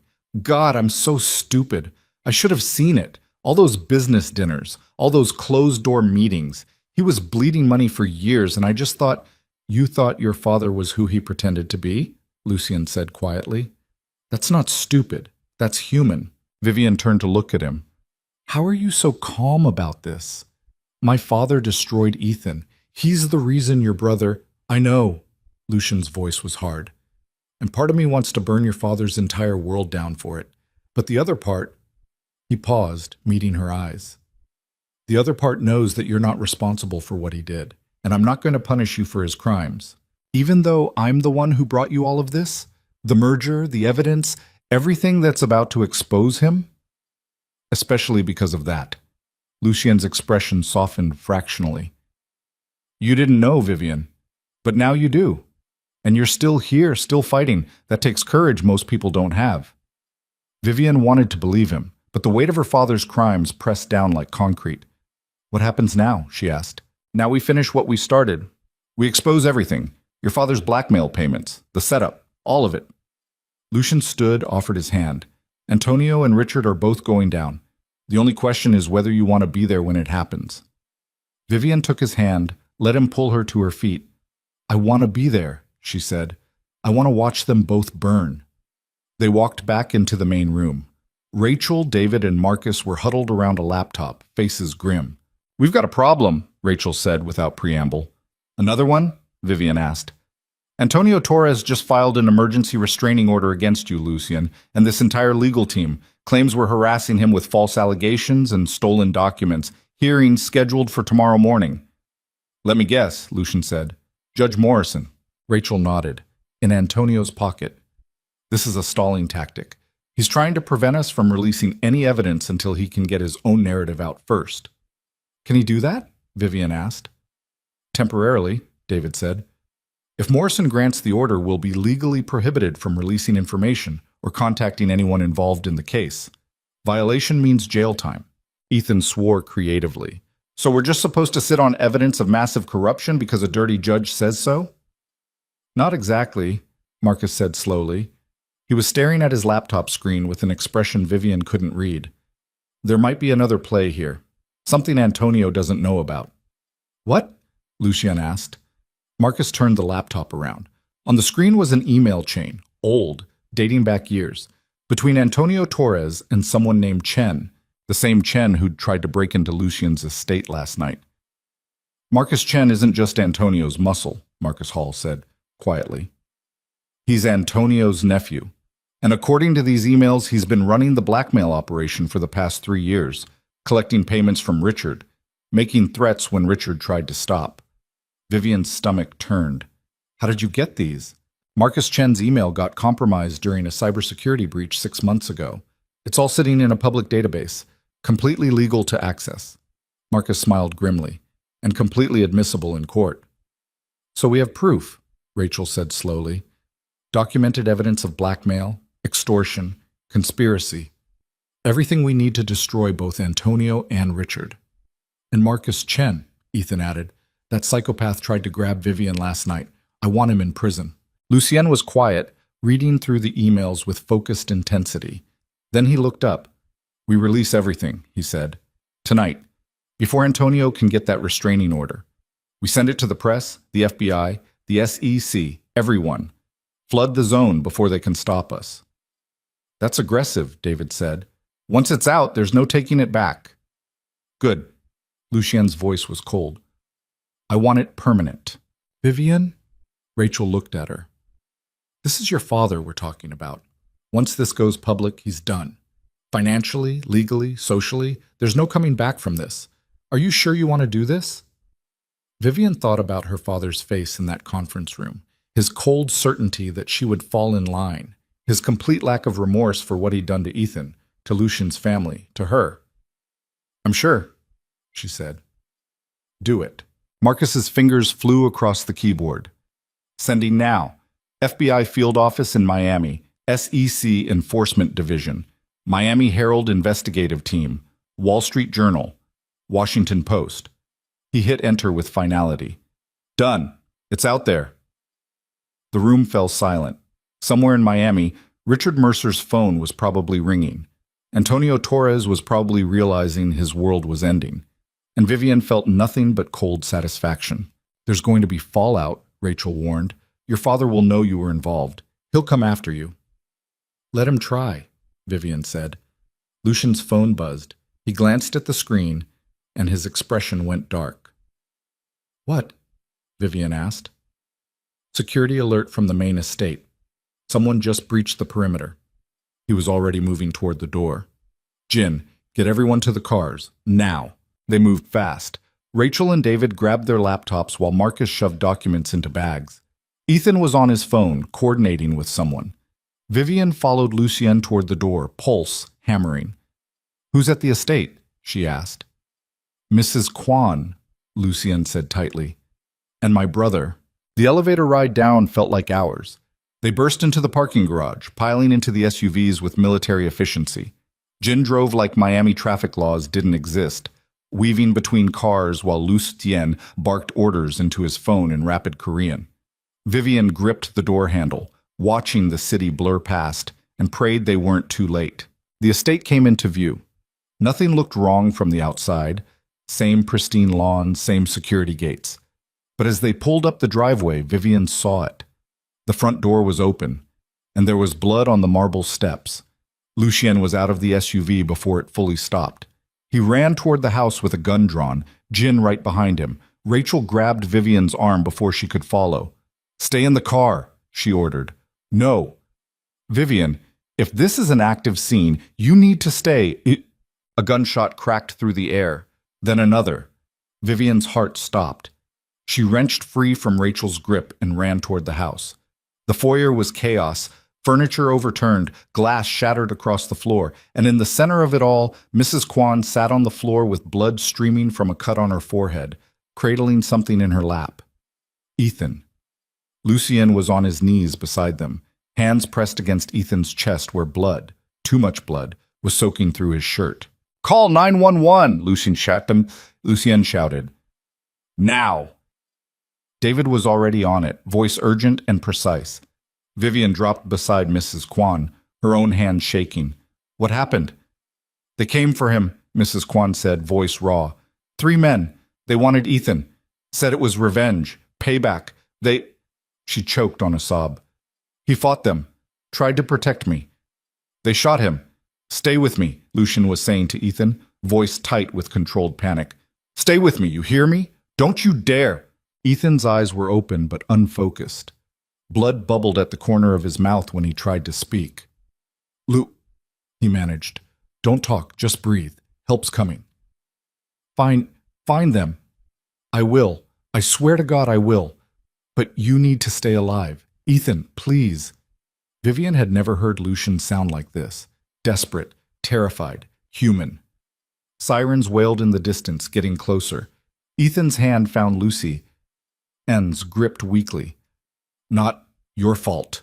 "Shut up," Lucien said, voice breaking. "Just shut up and breathe." Paramedics flooded into the foyer. They pushed Lucien back, surrounded Ethan with practiced efficiency, started working with controlled urgency. Vivian watched them load Ethan onto a stretcher. Watched Lucien follow like a ghost, covered in his brother's blood, expression shattered. Mrs. Kwan was crying. Rachel was on the phone with someone. David was talking to police who'd arrived with the ambulance.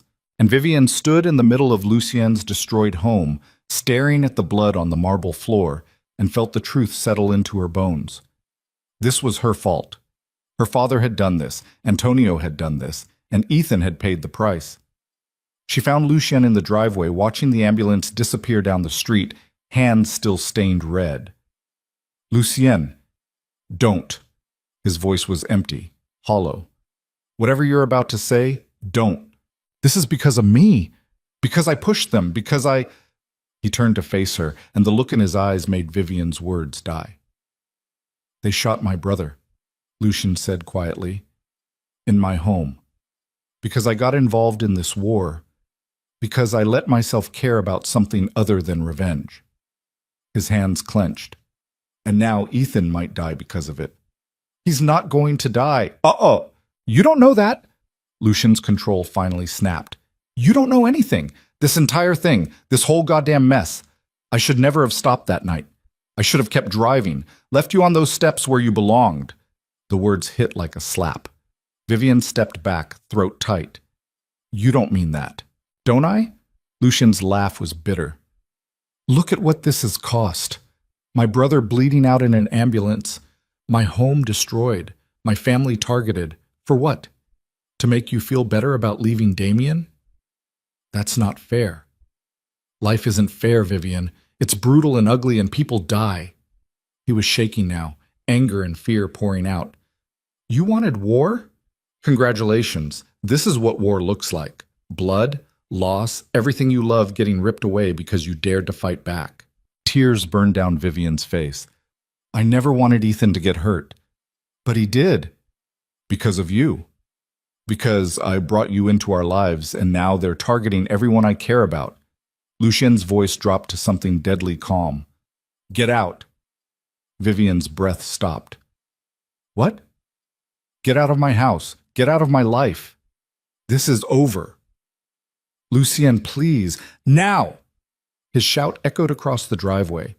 Rachel appeared in the doorway, expression alarmed.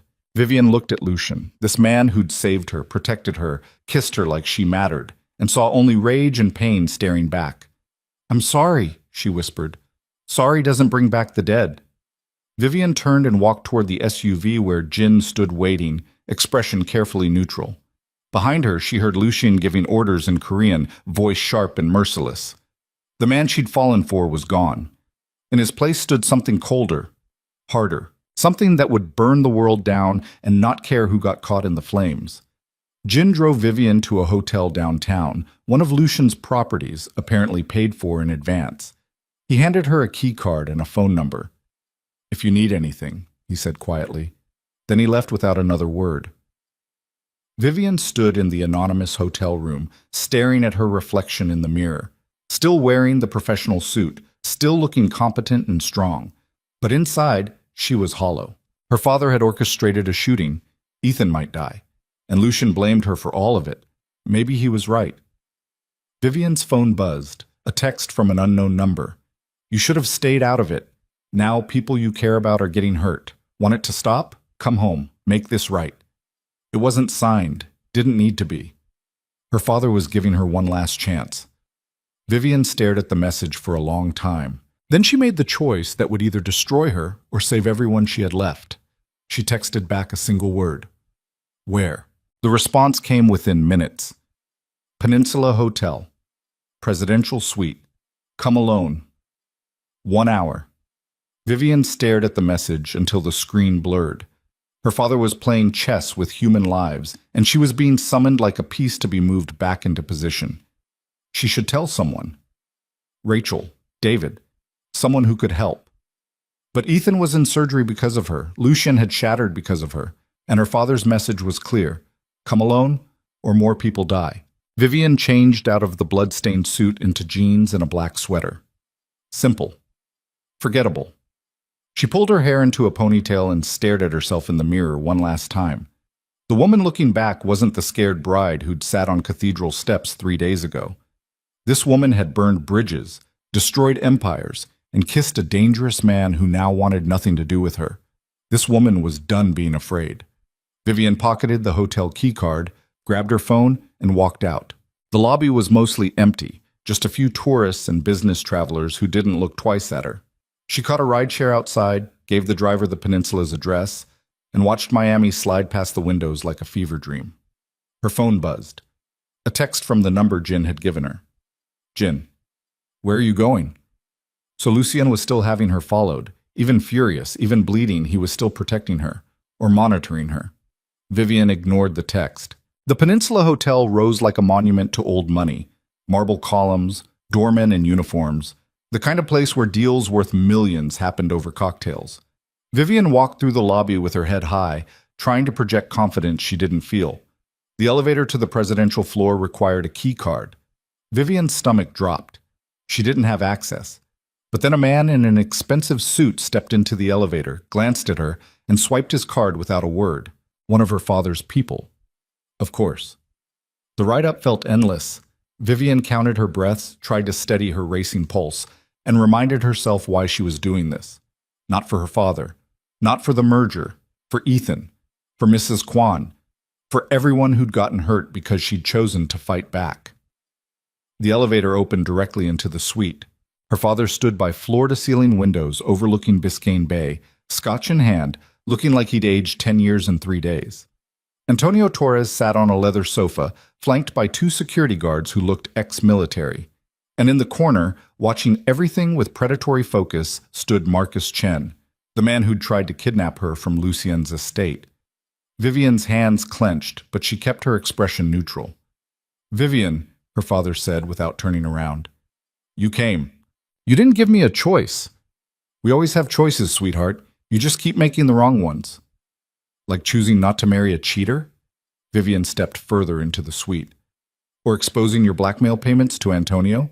Which wrong choice are we talking about? Richard finally turned. His eyes were bloodshot, his tie loosened. He looked like a man watching his empire crumble in real time. You have no idea what you've done, he said quietly. I know exactly what I've done. I ended your corruption, your lies, everything you built on Ethan Vale's destroyed life. Antonio stood smoothly. Speaking of the Vale family, I understand young Ethan had an unfortunate accident this evening. The words were casual, meaningless. But the threat underneath was clear. Vivian's breath caught. You shot him. I didn't shoot anyone, Antonio said pleasantly. But Miami's a dangerous city, especially for people who make enemies in the wrong circles. You son of a bitch. Careful, Marcus Chen cut in. His voice was flat, professional.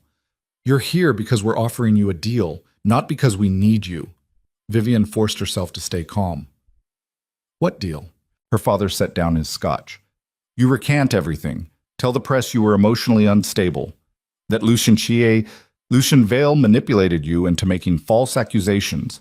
You publicly apologize to Damien and agree to couples counseling. In 6 months, you have a quiet wedding. The merger goes through as planned.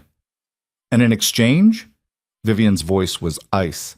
In exchange, we don't hurt anyone else you care about, Antonio said simply.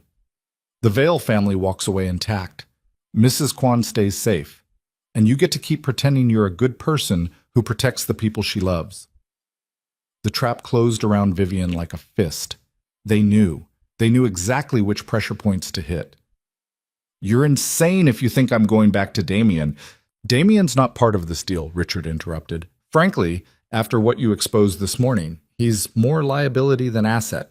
Antonio and I have already dissolved our partnership with him. So this is just about saving yourselves. This is about damage control. Her father's voice was hard. The FBI is already asking questions. The SEC's opening an investigation. Every news outlet in the country is running stories about corruption in Miami's construction industry. You lit a fire, Vivian. Now help us put it out, or everyone burns. Everyone should burn, Vivian said quietly. You destroyed an innocent man's life. You took bribes. You committed fraud.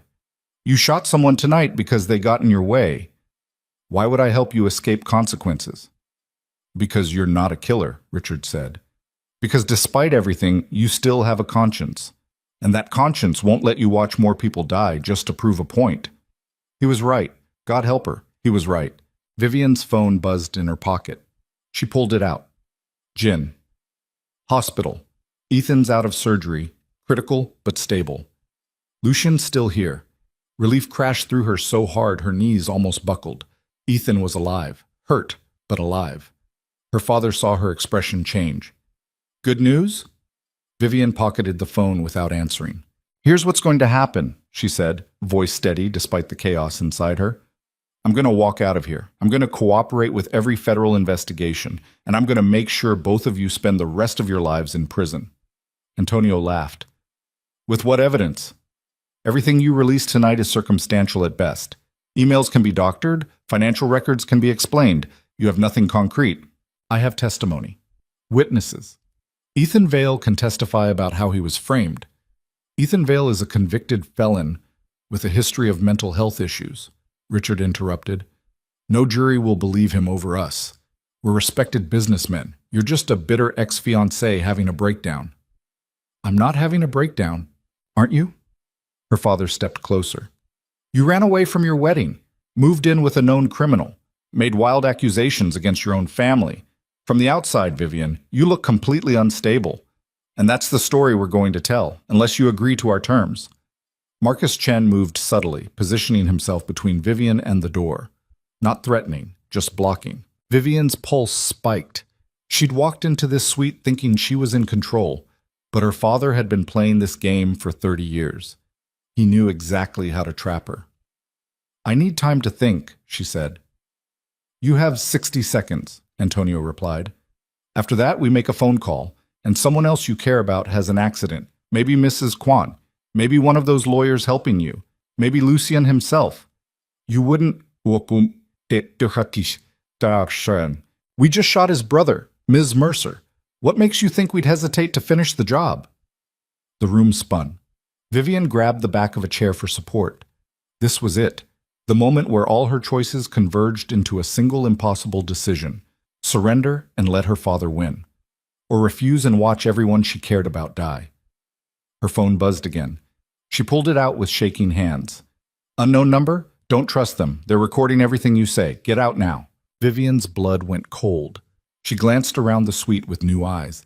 There, in the corner, a small device on the bookshelf. Could be a camera, could be nothing, but someone was watching. Someone who knew she was here.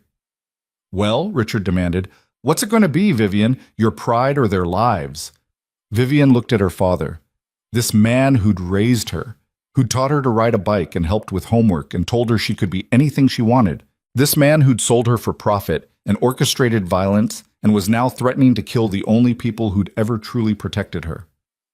I have an answer, Vivian said quietly. Good. Smart girl. Go to hell. She threw her phone at the window.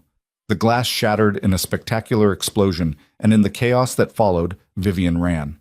Marcus Chen moved fast, but Vivian was faster. She ducked under his reaching arm, grabbed a lamp, and swung it into his knee. He went down with a curse. The security guards lunged, but Vivian was already at the elevator, slamming her hand on the button.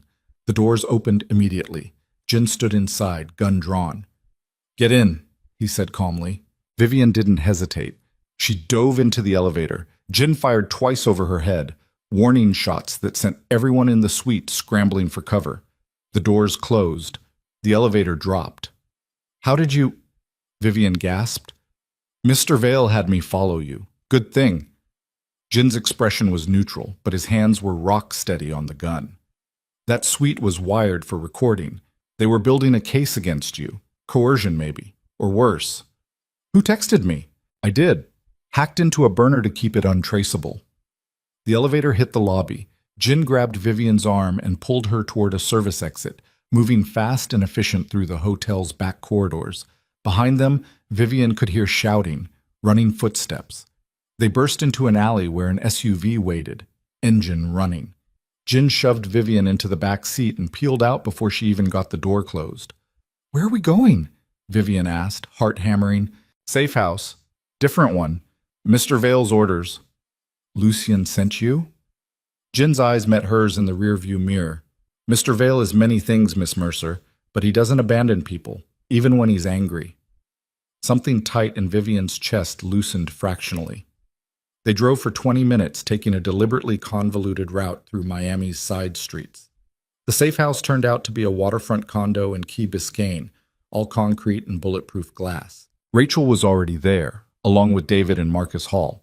They looked exhausted and wired, running on coffee and determination. Thank God, Rachel said when Vivian walked in. We've been trying to reach you for an hour. What the hell were you thinking, meeting your father alone? I was thinking I could end this without anyone else getting hurt. And how'd that work out? David asked, not unkindly. They tried to blackmail me into recanting everything, said if I didn't, they'd kill everyone I care about. Vivian collapsed onto a sofa. They shot Ethan as a warning. They were recording our conversation to use against me, and they're planning more violence if I don't fall in line. Marcus swore creatively. That's conspiracy to commit murder, witness intimidation. Add it to the pile. Problem is proving it, Rachel said. Unless you got them to confess on tape.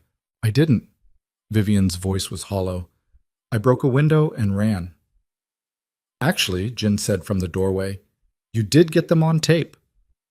Everyone turned. Jin held up a small device, no bigger than a button. Audio recorder. I put it in your jacket pocket when you weren't looking. It's been transmitting everything to an encrypted server. Vivian's mouth fell open. You bugged me? You? Mr. Vale's orders. He doesn't trust your father.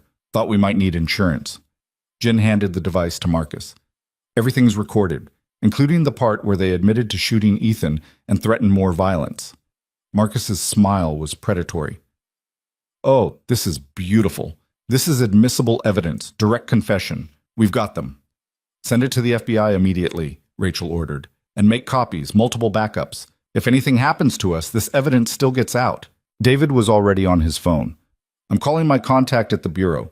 We need federal protection for all of us. If Antonio and Richard are willing to commit murder, they won't get the chance, a voice said from the hallway. Everyone turned.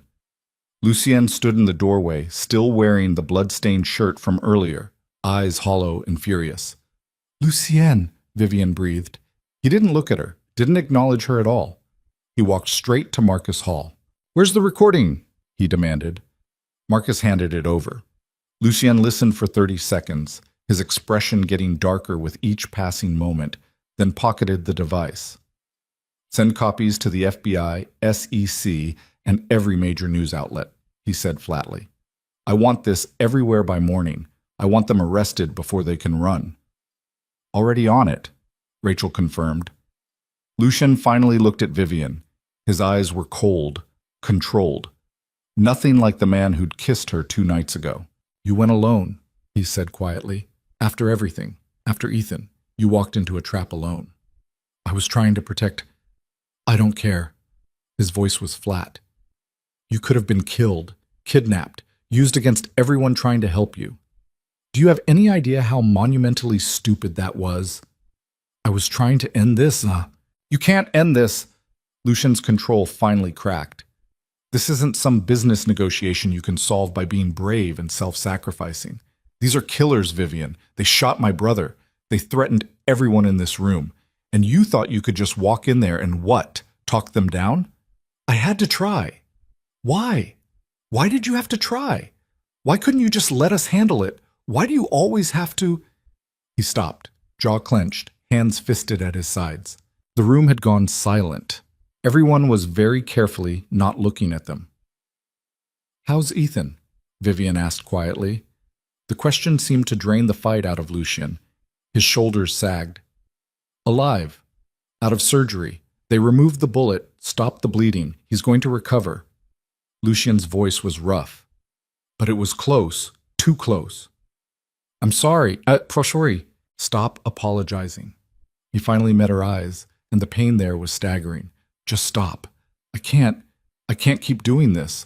Worrying about you, trying to protect you from your own recklessness. It's killing me." "Then let me fight my own battles," Vivian said, standing. "Stop treating me like I'm fragile. I'm not. I survived Damien. I survived my father. I'll survive this too. At what cost?" Lucien's voice dropped to something raw. "How many people have to bleed before you realize you're not invincible? I never said I was invincible, but I'm also not going to hide while everyone else fights my battles. That's not what I'm asking." "Then what are you asking?" Vivian's voice rose. "Because one minute you're telling me I'm strong enough to handle this, and the next you're furious that I tried to handle it. Which is it, Lucien? Am I your equal or your responsibility?" The question hung in the air like a blade. Lucien stared at her, expression shifting through a dozen emotions too fast to track. Then he turned and walked toward the window, putting distance between them. "Both," he said finally. "You're both, and I don't know how to reconcile that." Rachel cleared her throat. "Maybe we should give you two some privacy." "No," Lucien said. "We have work to do. The recording Jin got is good, but it's not enough. We need more. Something that connects all the pieces, the blackmail, the shooting, the original frame job on Ethan. We need ironclad evidence that destroys them completely." "I might have something," Marcus Hall said slowly. He pulled up files on his laptop. "I've been digging through Antonio's communications. Found something interesting. 3 years ago, right before Ethan's arrest, Antonio made a payment to a police detective named Rodriguez. $50,000. Listed as consulting fees." Lucien turned sharply. "Rodriguez was the lead detective on Ethan's case." "Exactly. And look at this. Rodriguez retired 6 months after the trial, moved to the Cayman Islands, living very comfortably on a detective's pension." Marcus pulled up more files. "Except it's not just the pension. He's been receiving monthly deposits from an offshore account. Same account that Antonio uses for his blackmail payments." "So Rodriguez was paid to frame Ethan," David said, "and Antonio's been paying him to stay quiet ever since." "Can we get Rodriguez to flip?" Rachel asked. "If he testifies that he was paid to plant evidence, he won't," Lucien said flatly. "Men like Rodriguez don't flip. They're too deep, too compromised." "Then we need the account records," Vivian said. "Proof of the payments, something that doesn't rely on testimony." Marcus grinned. "Already got them. Bank records, wire transfers, everything. It's all here." "Then we have it," Rachel breathed. "We have everything. The frame job, the blackmail, the shooting. All of it documented and provable." Jin's phone buzzed. He answered, listened, then looked at Lucien with an expression that made Vivian's stomach drop. "What?" Lucien demanded. "Hospital security just reported suspicious activity. 3 men tried to access the ICU where Ethan's staying. They were stopped, but they're still in the area." Lucien's face went white, then red. "They're going after him again," he said quietly. even with federal evidence mounting. They're trying to eliminate witnesses. We need to move him, David said. Get him into federal protection? No time. Lucian was already moving toward the door. Jin, get a team to the hospital now. Full security detail. Nobody gets near Ethan without clearance. Rachel, send everything we have to the FBI and demand immediate arrests. Marcus, coordinate with hospital security.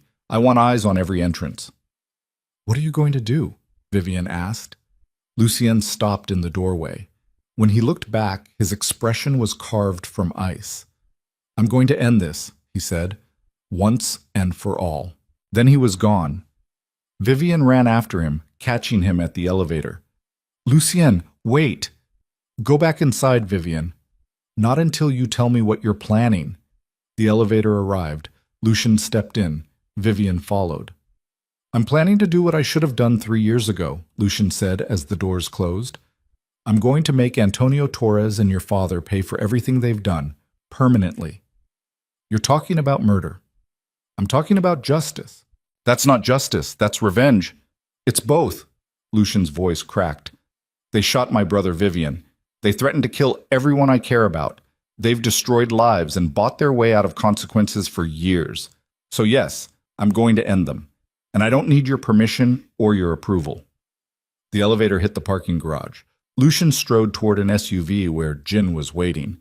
Vivian grabbed his arm. If you do this, you become just like them, she said desperately. You become a killer. Is that what you want? Lucien turned to face her fully. Up close, she could see the exhaustion in his eyes, the barely controlled rage, the deep well of pain he'd been carrying for years. I've already killed people, Vivian, he said quietly. I've done things that would make you run screaming. I'm not a good man. I never was. And pretending otherwise because you kissed me doesn't change reality. I don't think you're a good man because we kissed, Vivian shot back. I think you're a good man because you saved me when you didn't have to, because you protected your family, because you built something legitimate out of a criminal empire, because you're capable of more than violence. Maybe I was. Lucien pulled free from her grip. But they crossed a line when they shot Ethan, and now I'm crossing one too. He climbed into the SUV. Vivian made a split-second decision and climbed in after him. What are you doing? Lucien demanded. Coming with you. Like hell you are. You don't get to decide that. If you're going to burn your life down, I'm not letting you do it alone. Vivian, drive, Jin, Vivian said firmly. Jin looked at Lucien.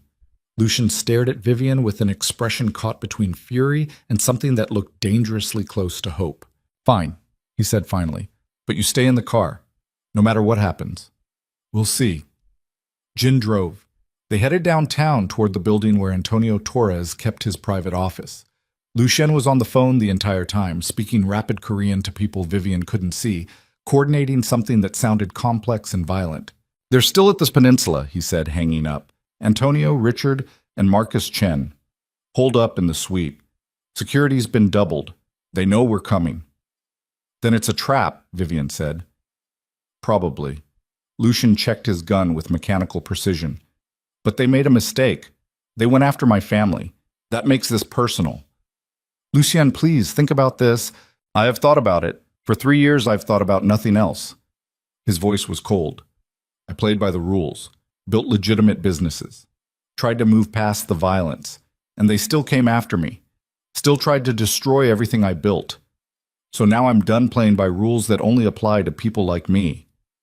The SUV pulled up to a high-rise building. Lucien's building, Vivian realized. He'd brought them to his own territory.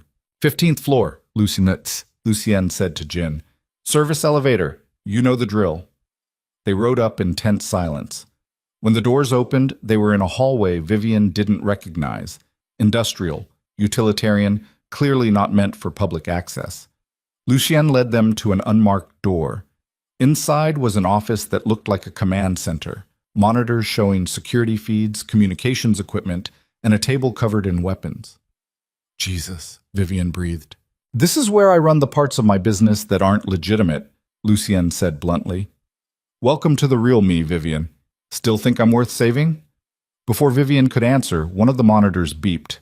Lucien moved to it, studied the feed, and his expression went deadly calm. They're moving, he said, Antonio's people just left the peninsula.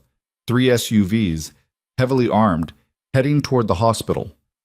They're going after Ethan again, Vivian realized. Yes, but they're not going to make it. Lucien made a call. Intercept at 5th and Brickell. Box them in. Non-lethal if possible, but I don't care if it gets messy. He hung up and turned to another monitor, pulling up what looked like police radio frequencies. What are you doing? Vivian asked. Calling in every favor I have. By the time Antonio's people reach that intersection, there will be cops, feds, and private security waiting. They're going to get arrested or killed. Either way, they're not touching my brother. Vivian watched the monitors as Lucien's plan unfolded in real time.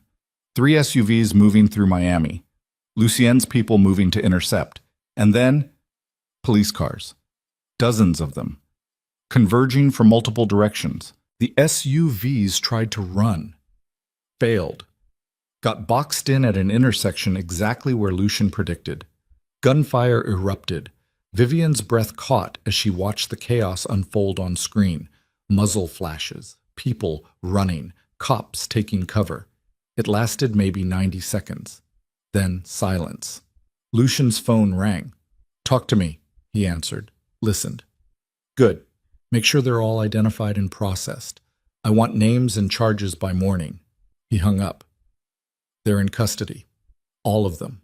And Antonio, Vivian asked, still at the peninsula, probably watching the same thing we are and realizing he just lost his muscle. Lucien's smile was sharp. Now he's vulnerable. So we go there, Vivian said. We confront him, end this face to face. We don't do anything. I go there. You stay here where it's safe. Lucien. No. His voice cracked like a whip. I am not bringing you into a confrontation with men who've already tried to kill you once tonight. I am not risking you dying because you're too stubborn to stay out of the line of fire.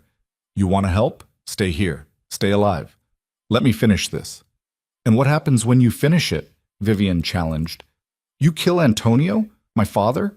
Marcus Chen? Then what? You go to prison? Spend the rest of your life looking over your shoulder? Then at least you'll be safe, Lucien said quietly. And Ethan will be safe. And everyone I've ever cared about will be safe. That's worth it. Not to me. Vivian stepped closer. I didn't fight my way out of Damien's control just to watch you throw your life away for revenge. You said I'm your equal, so treat me like one. Let me stand beside you when you face them. Lucien stared at her. Something shifted in his expression, the cold control cracking to reveal the man underneath. You're going to get yourself killed, he said roughly. Maybe, but I'd rather die fighting than live knowing I hid while you burned yourself down. Vivian held his gaze. We end this together, Lucien, or we don't end it at all. For a long moment, Lucien said nothing. Then he reached out and cupped her face with one hand, thumb brushing across her cheekbone in a gesture so gentle it hurt. You're insane, he whispered. So are you. If anything happens to you, it won't. We've got evidence. We've got witnesses. We've got the law on our side now. Vivian covered his hand with hers. We don't need violence. We just need them to face consequences. Lucien's jaw tightened. You're asking me to let them live. I'm asking you to let justice work. Real justice. Not just revenge. He pulled away, turning back to the monitors. For a terrible moment, Vivian thought he was going to refuse, going to walk out and do this alone. Then he pulled out his phone and made a call. Rachel, get the FBI to the Peninsula Hotel, Presidential Suite. Antonio Torres, Richard Mercer, and Marcus Chen are there. Tell them we have evidence of conspiracy to commit murder, witness intimidation, and obstruction of justice. I want them arrested tonight. He hung up and looked at Vivian. Happy? Getting there. They might run before the FBI arrives. Then we make sure they don't. Vivian moved to the weapons table, picked up something that looked less lethal than a gun. What's this? Taser. 50,000 volts. Drops someone instantly. Lucien's expression was unreadable. You really want to do this? Yes. You understand that if this goes wrong, if they're armed, if they fight back, someone's going to get hurt. I understand. Lucien studied her for another long moment. Then he handed her a vest. Bulletproof. Put it on. Vivian did, feeling the weight settle over her chest like armor. Jin appeared in the doorway. FBI's 10 minutes out, but there's movement at the peninsula. Someone just left through the service entrance. Lucien pulled up the security feed. On screen, Vivian could see a figure moving fast through the hotel's back corridors. Her father. He's running, she said quietly. He won't get far. Lucien was already moving toward the door. Jin, take the south exit. Box him in. I want him contained until the FBI arrives. They moved fast, down the service elevator, through the parking garage, into the SUV. Jin drove like he was racing death itself, weaving through late-night Miami traffic. Where's he going? Vivian asked, watching the GPS tracker on Lucien's phone. Looks like the marina. Probably has a boat there, standard escape route for people with offshore accounts. Lucien's voice was grim. But we've got eyes on every dock. He's not getting out of the city. The marina came into view, boats bobbing in dark water, security lights casting long shadows. Jin pulled up fast, and they were out of the SUV before it fully stopped. Vivian spotted her father immediately, running down the dock toward a sleek yacht at the far end, briefcase in hand. "Dad!" she shouted. Richard spun. When he saw Vivian, his expression shifted from panic to calculation. "Vivian, thank God, we need to go. Now, before Antonio realizes I'm gone." "You're not going anywhere," Lucien said, stepping up beside Vivian. "FBI's on their way. It's over." Richard's face hardened. "You don't understand. Antonio's planning something. He's going to kill everyone who can testify against him, including you, sweetheart. I'm trying to save you."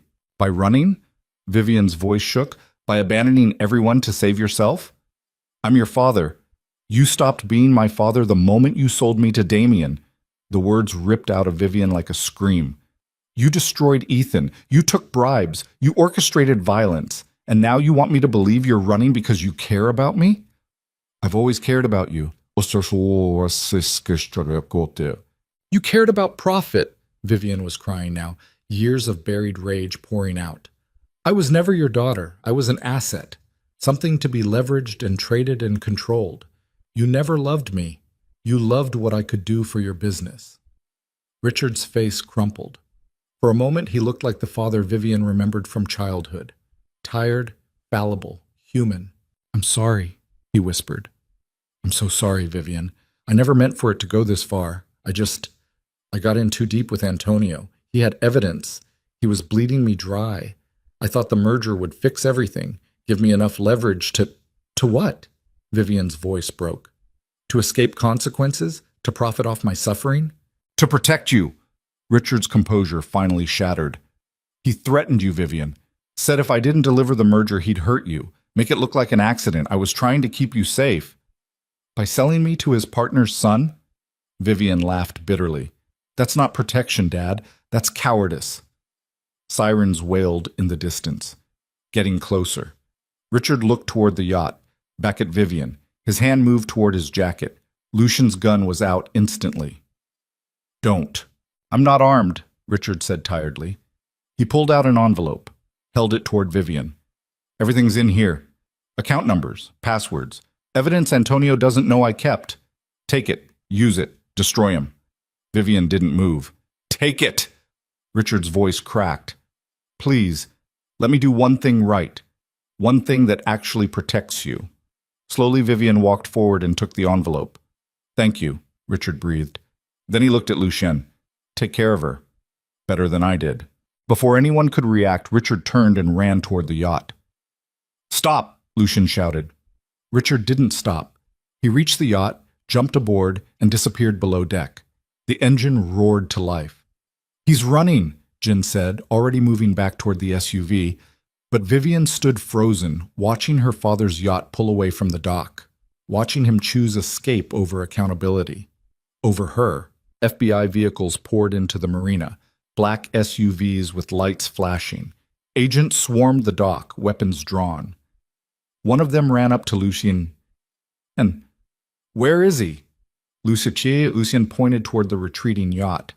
"Richard Mercer, just fled. You've got coastal patrol?" "Already dispatched. He won't make it past the channel." And he didn't. 300 yards from the dock, Coast Guard vessels appeared from both sides. boxing the yacht in with spotlights and bullhorns demanding surrender. Richard's yacht slowed, stopped. Vivian watched from the dock as her father was brought back in handcuffs, looking smaller and older than she'd ever seen him. When they led him past her, he stopped. "I'm sorry," he said again, "for all of it." Vivian wanted to scream at him, wanted to rage, wanted to demand answers for every lie, every betrayal, every moment he'd chosen money over his daughter. Instead, she said nothing, just watched as FBI agents led him away. It wasn't until they were gone that Vivian realized she was shaking. The envelope crumpled in her fist, the weight of everything that had just happened pressing down like gravity. Lucian's hand found her shoulder, steady, grounding. "It's done," he said quietly.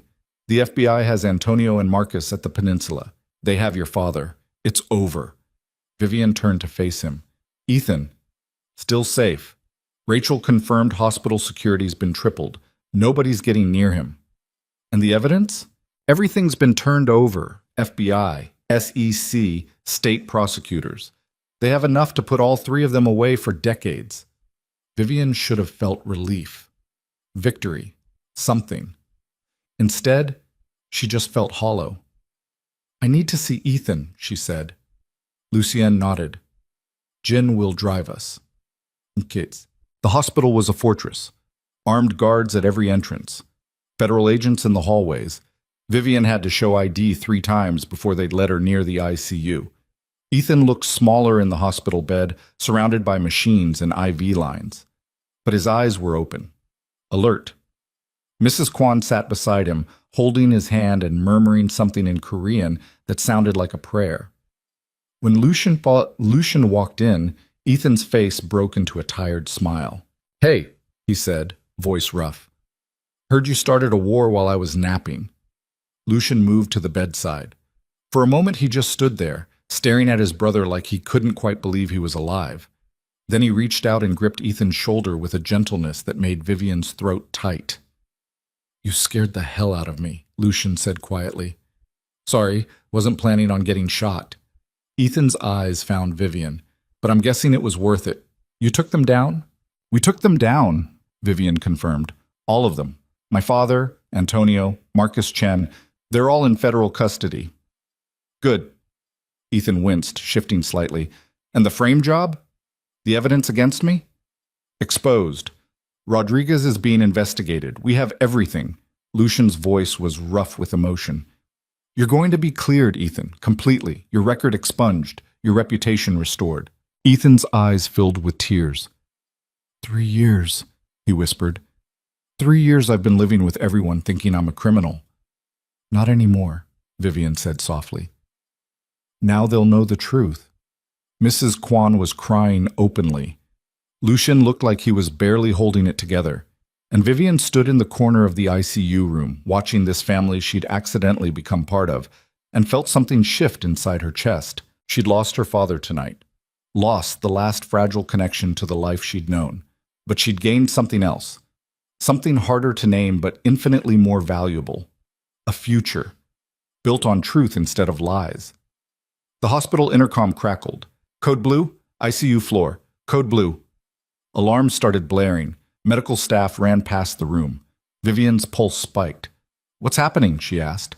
A nurse appeared in the doorway, face pale. "Everyone out, now. We've got a situation." "What kind of situation?" Lucian demanded. "Bomb threat. Someone called it in. We're evacuating the entire floor." Vivian's blood went cold. She looked at Lucien. His expression had gone from relieved to lethal in seconds. "They're not done," he said quietly. "Antonio's people. They're making one last play." "We need to move Ethan," Mrs. Kwan said urgently. Medical staff were already unhooking monitors. 2 orderlies appeared with a gurney. Within 60 seconds, they had Ethan mobile and moving toward the stairwell. The evacuation was chaos, patients, staff, visitors all flooding the corridors. Vivian stuck close to Lucien as they navigated the crush of bodies. They were almost to the stairwell when Vivian saw him. Marcus Chen, standing at the far end of the hallway, dressed as a hospital orderly, gun in hand, partially concealed by his body. And he was looking directly at Ethan. "Lucien!" Vivian screamed. Everything happened at once. Marcus raised the gun. Lucien shoved Vivian behind him and drew his own weapon. Security guards appeared from nowhere. People scattered, screaming. The gunshot was deafening in the enclosed space. But it wasn't Marcus who fired. It was Jin. Marcus went down hard, gun clattering across the floor. Blood bloomed across his shoulder. Security swarmed him instantly. Lucien had his gun trained on Marcus, expression deadly calm. "That was your last mistake." Marcus laughed through the pain. "You think this is over? Antonio has contingencies. He has people you don't even know about. This war doesn't end until one of you is dead." "Then I guess you picked the wrong side," Lucien said coldly. Federal agents arrived, taking Marcus into custody and securing the scene. The bomb threat turned out to be a diversion. No device was found, but the message was clear. Even in custody, Antonio Torres was still dangerous, and this war wasn't over yet. Marcus Chen was dragged away in handcuffs, blood trailing across the hospital floor like evidence of a war that refused to end. Federal agents swarmed the ICU floor, weapons drawn, clearing rooms with military efficiency. The bomb threat had been a diversion, a desperate play to create chaos and get one clean shot at Ethan. It had failed, but barely. Vivian stood against the wall, watching medics treat Jin's minor shoulder injury from the recoil of his shot, and felt the weight of everything that had happened settle over her like concrete. 4 days ago, she'd been sitting on cathedral steps in a ruined wedding dress. Now she was standing in a hospital corridor while federal agents cataloged evidence of attempted murder. How had her life become this? Lucien was on the phone, voice clipped and furious, coordinating with someone about increased security. Mrs. Kwan sat beside Ethan's gurney, refusing to leave his side even as medical staff tried to move him to a secure room. And Ethan, pale, exhausted, but alive, kept making dark jokes about having the worst week of his life.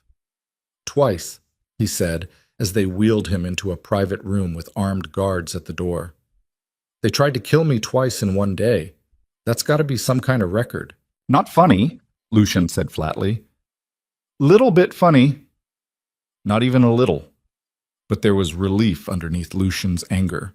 Raw, desperate relief that his brother was still breathing. Once Ethan was settled and Mrs. Kwan had stationed herself like a sentry by his bedside, Lucien pulled Vivian into the hallway. "We need to talk," he said quietly. They found an empty conference room, sterile, impersonal, nothing like the blood-soaked chaos they'd just left. Lucien closed the door and leaned against it, suddenly looking exhausted beyond measure. "Antonio's playing endgame," he said. "Marcus wasn't acting alone.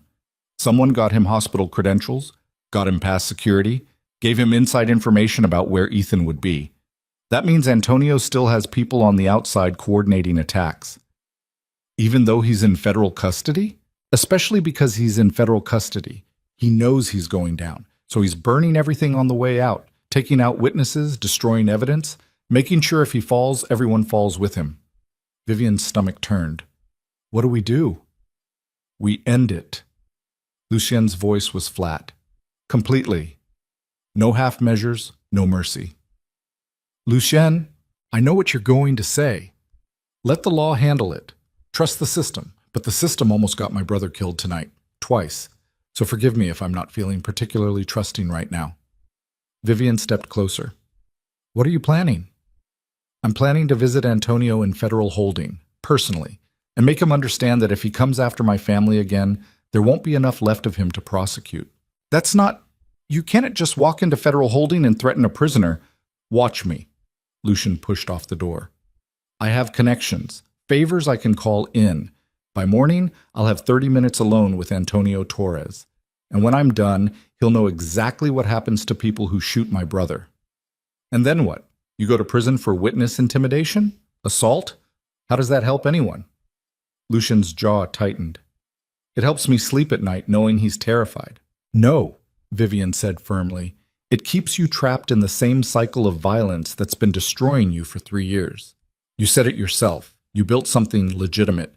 You walked away from the criminal empire. Don't throw that away now just because you're angry."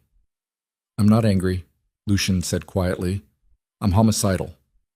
There's a difference." "Lucien, stop." He held up a hand.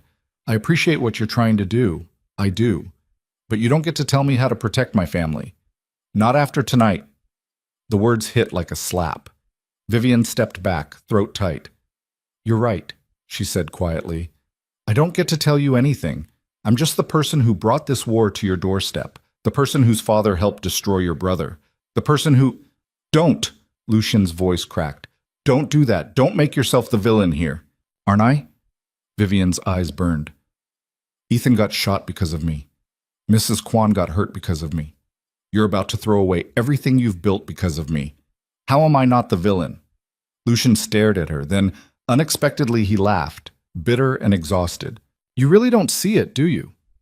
He crossed the room until he was standing directly in front of her. You're not the villain, Vivian. You're the reason any of this is getting fixed. Without you, Antonio would still be blackmailing your father, Damien would still be stealing from his own company, and my brother would still be living with a criminal record he didn't deserve. But the cost was always going to be high. That's what happens when you fight corruption. It fights back. Lucien's hand came up, cupping her face with unexpected gentleness. But we're still standing, and they're in custody. That's a win, even if it doesn't feel like one. Vivian closed her eyes, leaning into his touch. I'm so tired. I know. I don't know how to do this. How to keep fighting when it feels like the fighting never stops. You do what I do, Lucian said quietly. You find something worth protecting, and you hold on to it until your hands bleed. Vivian opened her eyes. What are you holding on to? His thumb brushed across her cheekbone. Right now? You. The confession hung in the air between them, raw, honest, terrifying. Before Vivian could respond, Lucian's phone buzzed. He pulled back, checking the screen, and his expression shifted. Rachel, he said, answering. Talk to me. Vivian watched his face go from tired to alert to something close to shocked. When? He demanded. How? A pause. Jesus.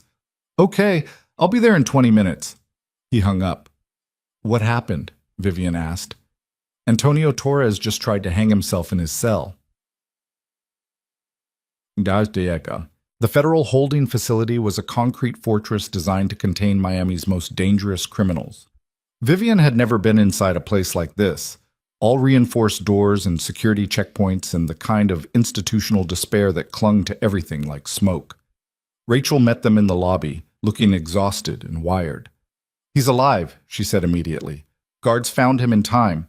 He's in medical right now, under supervision. Was it a real attempt or theater? Lucian asked. Hard to say. He used a bedsheet, had it around his neck, but the knot wasn't particularly effective. Could be genuine despair, could be a play for sympathy or a medical transfer. Or a distraction, Vivian said quietly. Both Rachel and Lucian looked at her. Think about it, Vivian continued. Antonio's been one step ahead this entire time. He orchestrated the blackmail, the frame job, the shooting. He's not the type to just give up. What if this is another diversion? Get everyone focused on him while something else happens. Lucian pulled out his phone immediately. Jin, status update on Ethan. He listened, then relaxed fractionally. Good. Don't move. I don't care if the hospital's on fire, you stay with him. He hung up and looked at Rachel. What about my father and Marcus Chen? Richard Mercer's in a different facility. Separate wing, maximum security. Marcus Chen's in medical getting his shoulder treated, but he's cuffed to the bed with 2 guards. So everyone's accounted for, Vivian said. Then maybe it was real. Maybe Antonio actually tried to kill himself. Or maybe he's sending a message, Lucian said darkly, showing us he'd rather die than cooperate, which means he's still protecting someone. Rachel's expression sharpened. What are you thinking? I'm thinking Antonio didn't build his empire alone. He has partners, silent investors, people with enough power and money to stay hidden while he takes the fall. Lucian started pacing. And if he dies, either by suicide or convenient accident, those people stay protected. So we need him alive, Vivian said. We need him talking, Lucian corrected, and scared enough to give up his partners rather than protect them. He's not going to talk to federal prosecutors, Rachel said. He's already lawyered up with the best defense team money can buy. They'll drag this out for years. Then he needs motivation, Lucian said quietly. Something that makes cooperation more appealing than silence. The way he said it made Vivian's stomach clench. Lucian, you can't. I can, he interrupted, and I will. Rachel, can you get me 5 minutes with him? Absolutely not. He's in medical custody. No visitors except his attorneys. Then bribe someone. Call in favors. I don't care what it takes. Lucian's voice was steel. I need 5 minutes alone with Antonio Torres, tonight. Rachel looked at Vivian. Talk him out of this. I can't, Vivian said quietly. Once he makes up his mind, then unmake it. Rachel's professionalism cracked. If Lucien threatens a federal prisoner, he goes to jail. Everything we've built, all the evidence we've gathered, it gets thrown out because of intimidation and coercion. We lose Vivian, completely. She's right, Vivian said, turning to Lucien. You can't do this. Watch me. Lucien, please. No. His voice was final. I have spent 3 years watching my brother suffer, watching my family hurt, playing by rules that only benefit people like Antonio. And I'm done. So either help me or get out of my way. He walked toward the security checkpoint. Vivian ran after him, grabbing his arm. If you do this, you become exactly what they say you are, a criminal, a thug, someone who uses violence to solve problems. Lucien turned to face her. His eyes were dark, empty of everything except cold determination. I've always been that person, Vivian. You just didn't want to see it. He pulled free and kept walking. Vivian watched him disappear through the security doors and felt something inside her chest crack open. She'd been so certain she could save him, pull him back from the edge, prove that there was another way. But maybe there wasn't. Maybe some people were too broken by violence to ever find peace. Rachel stood beside her, equally helpless. He's going to destroy everything. I know. We should stop him. How? Vivian's voice was hollow. He's right. The system failed. Antonio's people tried to kill Ethan twice tonight. Maybe violence is the only language they understand. That's not justice. Justice is a luxury for people who haven't been shot at. Vivian turned to Rachel. I don't like it either, but I understand why he's doing it. Rachel's phone buzzed. She answered, listened, then went pale. What? Vivian demanded. That was the prosecutor's office. They just got a call from Richard Mercer's attorney. Your father wants to cooperate. Full immunity deal in exchange for testimony against Antonio Torres and everyone involved in the conspiracy. Vivian's breath stopped. He's flipping. Completely. Names, dates, financial records, everything. He's giving them the entire network. Rachel's eyes were wide. This is it, Vivian. This is how we win. Not with violence, with testimony. Does Lucien know? Not yet. He's already through security. Vivian made a split-second decision. Get him back. Now. Before he does something he can't take back. Rachel was already moving, phone to her ear, speaking rapidly to someone with access. Vivian followed her through the security checkpoint, flashing credentials that probably shouldn't have worked but did anyway. They found Lucien in a holding area outside the medical wing, arguing with a guard about access. Lucien! Vivian shouted. He turned, expression thunderous. What are you doing here? Stopping you from making the biggest mistake of your life. Vivian crossed to him, grabbed his arm. My father's cooperating. He's giving the prosecutors everything. We don't need you to threaten Antonio. We already have what we need to destroy him. Lucien stared at her. Your father's testifying? Full immunity deal. He's naming names, exposing the network, all of it. Vivian's grip tightened. We won, Lucien. We actually won. But only if you don't screw it up by assaulting a federal prisoner. For a long moment, Lucien said nothing. Then the tension in his shoulders eased fractionally. Your father's really flipping? Completely, Rachel confirmed, appearing beside them. I just got the preliminary witness list. Richard Mercer's testimony will implicate at least 7 other people in the conspiracy, including 2 city councilmen and a state senator. Lucien closed his eyes, breathed. When he opened them again, the homicidal rage had been replaced by exhaustion. So it's over, he said quietly. It's over, Vivian confirmed. And I don't get to beat the shit out of Antonio Torres. No, but you also don't go to prison. I'd call that a win. Lucien laughed, rough and broken. You really think your father's testimony will be enough? Combined with everything else we have? The financial records, the emails, Marcus Chen's confession, the recording from tonight? Rachel nodded. It's ironclad. Antonio's going away for decades, minimum. And Richard? Vivian asked quietly. What happens to him? Rachel's expression softened. With the immunity deal? Probably witness protection, new identity. He'll testify, then disappear. Vivian nodded slowly. It was more than her father deserved, but it was also closure, a way to end this without more violence. Can I see him? She asked. Before he disappears? Rachel hesitated. I can ask. But Vivian, are you sure you want to? No, Vivian admitted. But I need to. They allowed her 15 minutes. Richard Mercer sat in an interview room, looking smaller than Vivian had ever seen him. Handcuffed, defeated. The powerful businessman who'd once controlled her entire life reduced to a man waiting to betray his partners for survival. When Vivian walked in, his face crumpled. Vivian, thank God. He started to stand. The guard pushed him back down. Vivian took the chair across from him, didn't speak, just looked at this man who'd raised her and wondered if she'd ever really known him at all. I'm so sorry, Richard said, voice breaking. For everything. I know that doesn't fix anything. He swallowed hard. I destroyed your life, destroyed Ethan's life. I convinced myself I was protecting you, but I was just protecting myself. And I'm sorry. Are you? Vivian's voice was flat. Or are you just sorry you got caught? Richard flinched. Both, probably. I don't know anymore. I just want you to know that I never meant for anyone to get hurt. When Antonio first approached me about the waterfront contracts, it seemed like a legitimate business deal. But then he had evidence of some financial irregularities, and he threatened to expose them unless I cooperated. So you helped him frame Ethan? Yes. Richard's voice was barely a whisper. God help me. Yes. And then I spent 3 years paying him to keep quiet.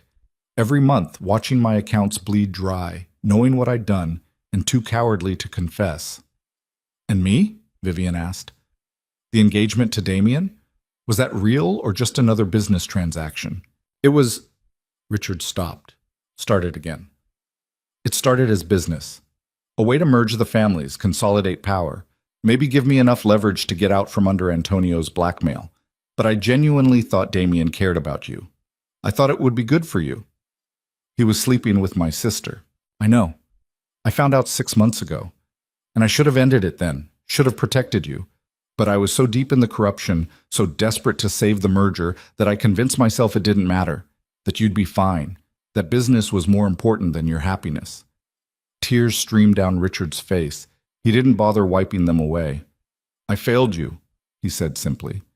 As a father, as a human being, I failed you. And I'm sorry. Vivian sat in silence, feeling the weight of his confession settle over her. Part of her wanted to rage, to scream at him for every lie, every betrayal, every moment he'd chosen money over her, but mostly she just felt tired. I don't forgive you, she said quietly. I don't know if I ever will. But I understand why you're testifying, and I hope it helps you sleep at night, knowing you finally did one thing right. Richard nodded, fresh tears spilling. Will you be okay after this? I don't know, Vivian admitted, but I'll figure it out, without you, without any of this. She stood. Goodbye, Dad. Vivian, wait. But she was already walking toward the door. I love you, Richard called after her. I know I have no right to say it. I know I don't deserve to, but I love you. I always have. Vivian stopped in the doorway. Didn't turn around. I know, she said softly. That's what makes it hurt so much. Then she walked out and didn't look back. The next 3 weeks were a blur of depositions, court appearances, and media circuses. Richard Mercer's testimony blew the case wide open.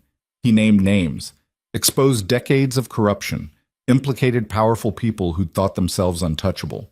Antonio Torres was charged with racketeering, conspiracy to commit murder, witness intimidation, and about 15 other felonies.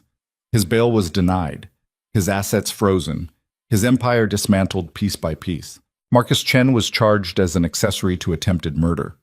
He took a plea deal and agreed to testify against Antonio in exchange for a reduced sentence.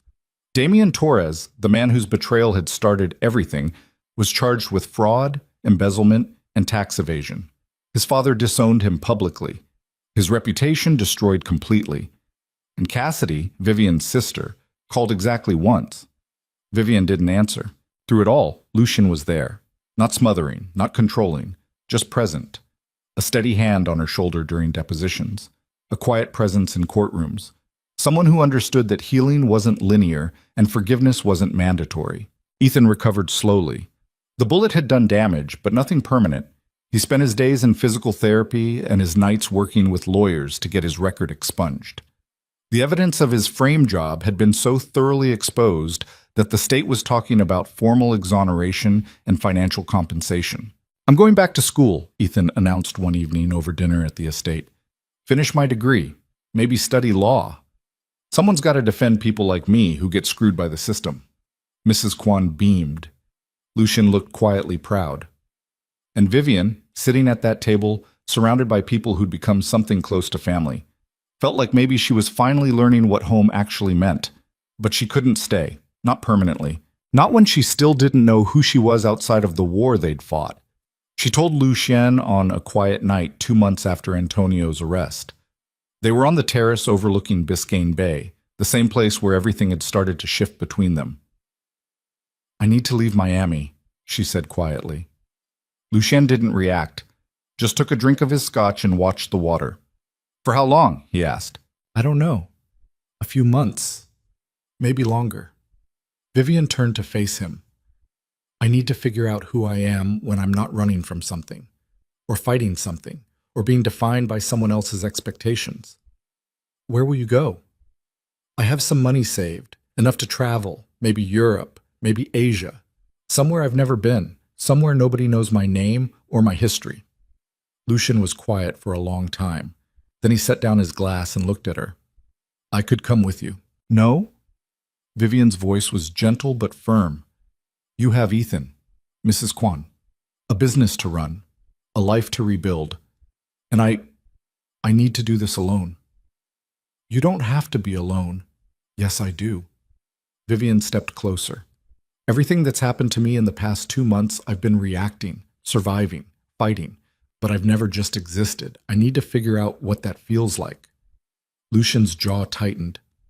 "And if you figure it out and decide you don't want to come back, then I don't come back." Vivian's eyes burned. "But Lucien, I need you to understand. This isn't about you. It's not about us.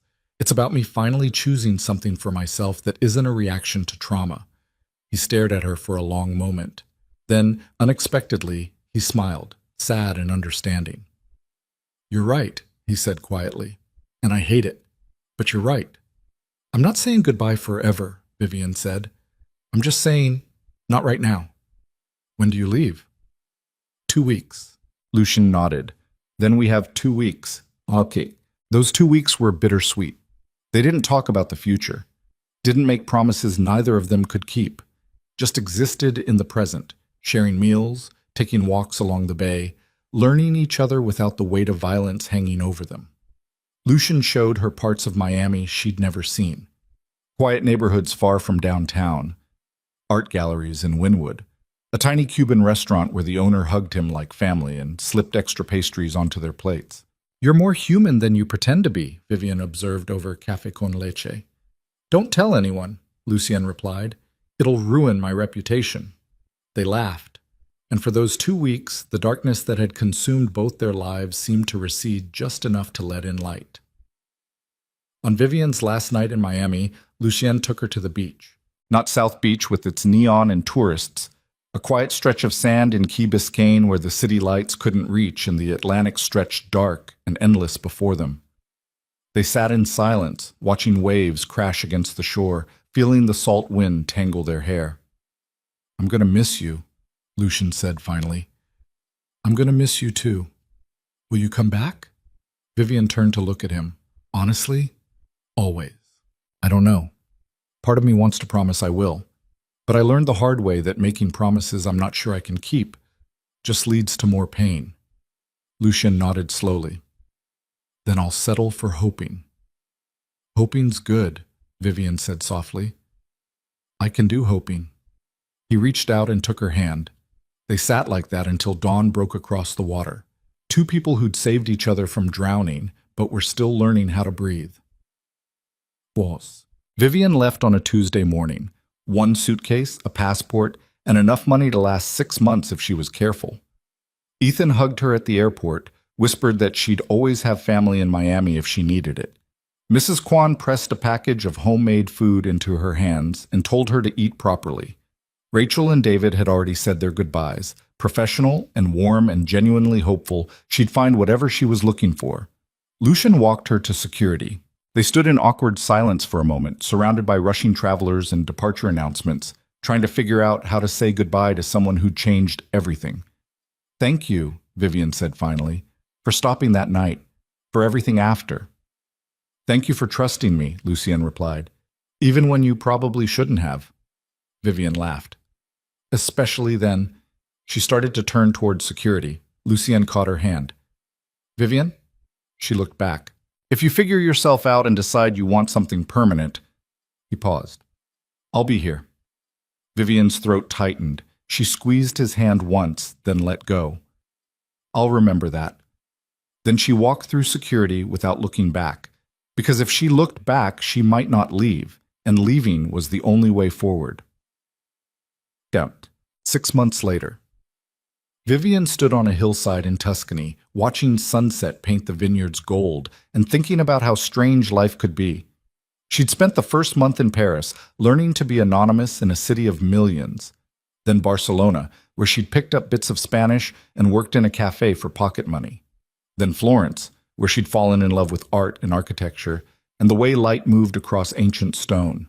Now Tuscany. Wine country. Rolling hills and small villages where the loudest sound was church bells and birdsong. She'd rented a cottage on the edge of a vineyard.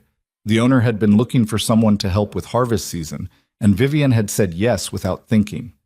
The work was hard, physical, grounding in a way she'd never experienced. At night, she wrote, not for publication, just for herself, trying to make sense of everything that had happened. The girl who'd sat on cathedral steps felt like a stranger now. Someone Vivian had once been but would never be again. Her phone rang. Lucian's name flashed on the screen. They'd talked sporadically over the past 6 months. Brief texts. The occasional call. Enough to know each other was alive, not enough to feel obligated. Vivian answered. Hey, she said. Hey. His voice was warm, familiar. How's Italy? Beautiful, quiet. Everything Miami isn't. Good. You sound happy. I am. Mostly. Vivian paused. How's Ethan? Finishing his first semester of law school, top of his class. Already insufferable about it. Vivian smiled. And Mrs. Kwan? Still running my life, still making sure I eat vegetables. There was a pause. We miss you. You too. Enough to come home? The question hung in the air. Not pushy, not demanding, just honest. I don't know if Miami's home anymore, Vivian said quietly, but I've been thinking, maybe I'm ready to find out what is. What does that mean? Vivian looked out at the vineyard stretching before her, the cottage she'd been living in, the life she'd been building one quiet day at a time. It means I'm not running anymore, she said. I'm not fighting, I'm not reacting, I'm just existing. And it turns out I'm pretty good at that. I never doubted it. And I think, Vivian took a breath, I think I'm ready to exist somewhere with people who matter, if they're still interested. She could hear Lucian smile through the phone. They're interested. Even after 6 months of radio silence? Especially after 6 months. It means when you come back, it's because you want to, not because you need to. I do want to, Vivian said softly. But not to Miami. That city holds too many ghosts. Then where? Vivian looked at the sunset painting the hills in shades of gold and amber, thought about quiet mornings and honest work, and the kind of peace that only came from truly knowing yourself. What would you say to Tuscany? She asked. There's a vineyard here that's going up for sale. Small operation, needs a lot of work, but it has potential. You want to buy a vineyard? I want to build something, Vivian corrected. Something that isn't about revenge or survival or running from the past. Something real. Lucien was quiet for a moment, then, tell me about it. So Vivian did. She told him about the hills and the vines and the way the light moved across the valley. She told him about the cottage and the village and the people who'd welcomed her without asking questions. She told him about waking up each morning without fear, without obligation, without anything except the day ahead. And when she finished, Lucien said 5 words that changed everything.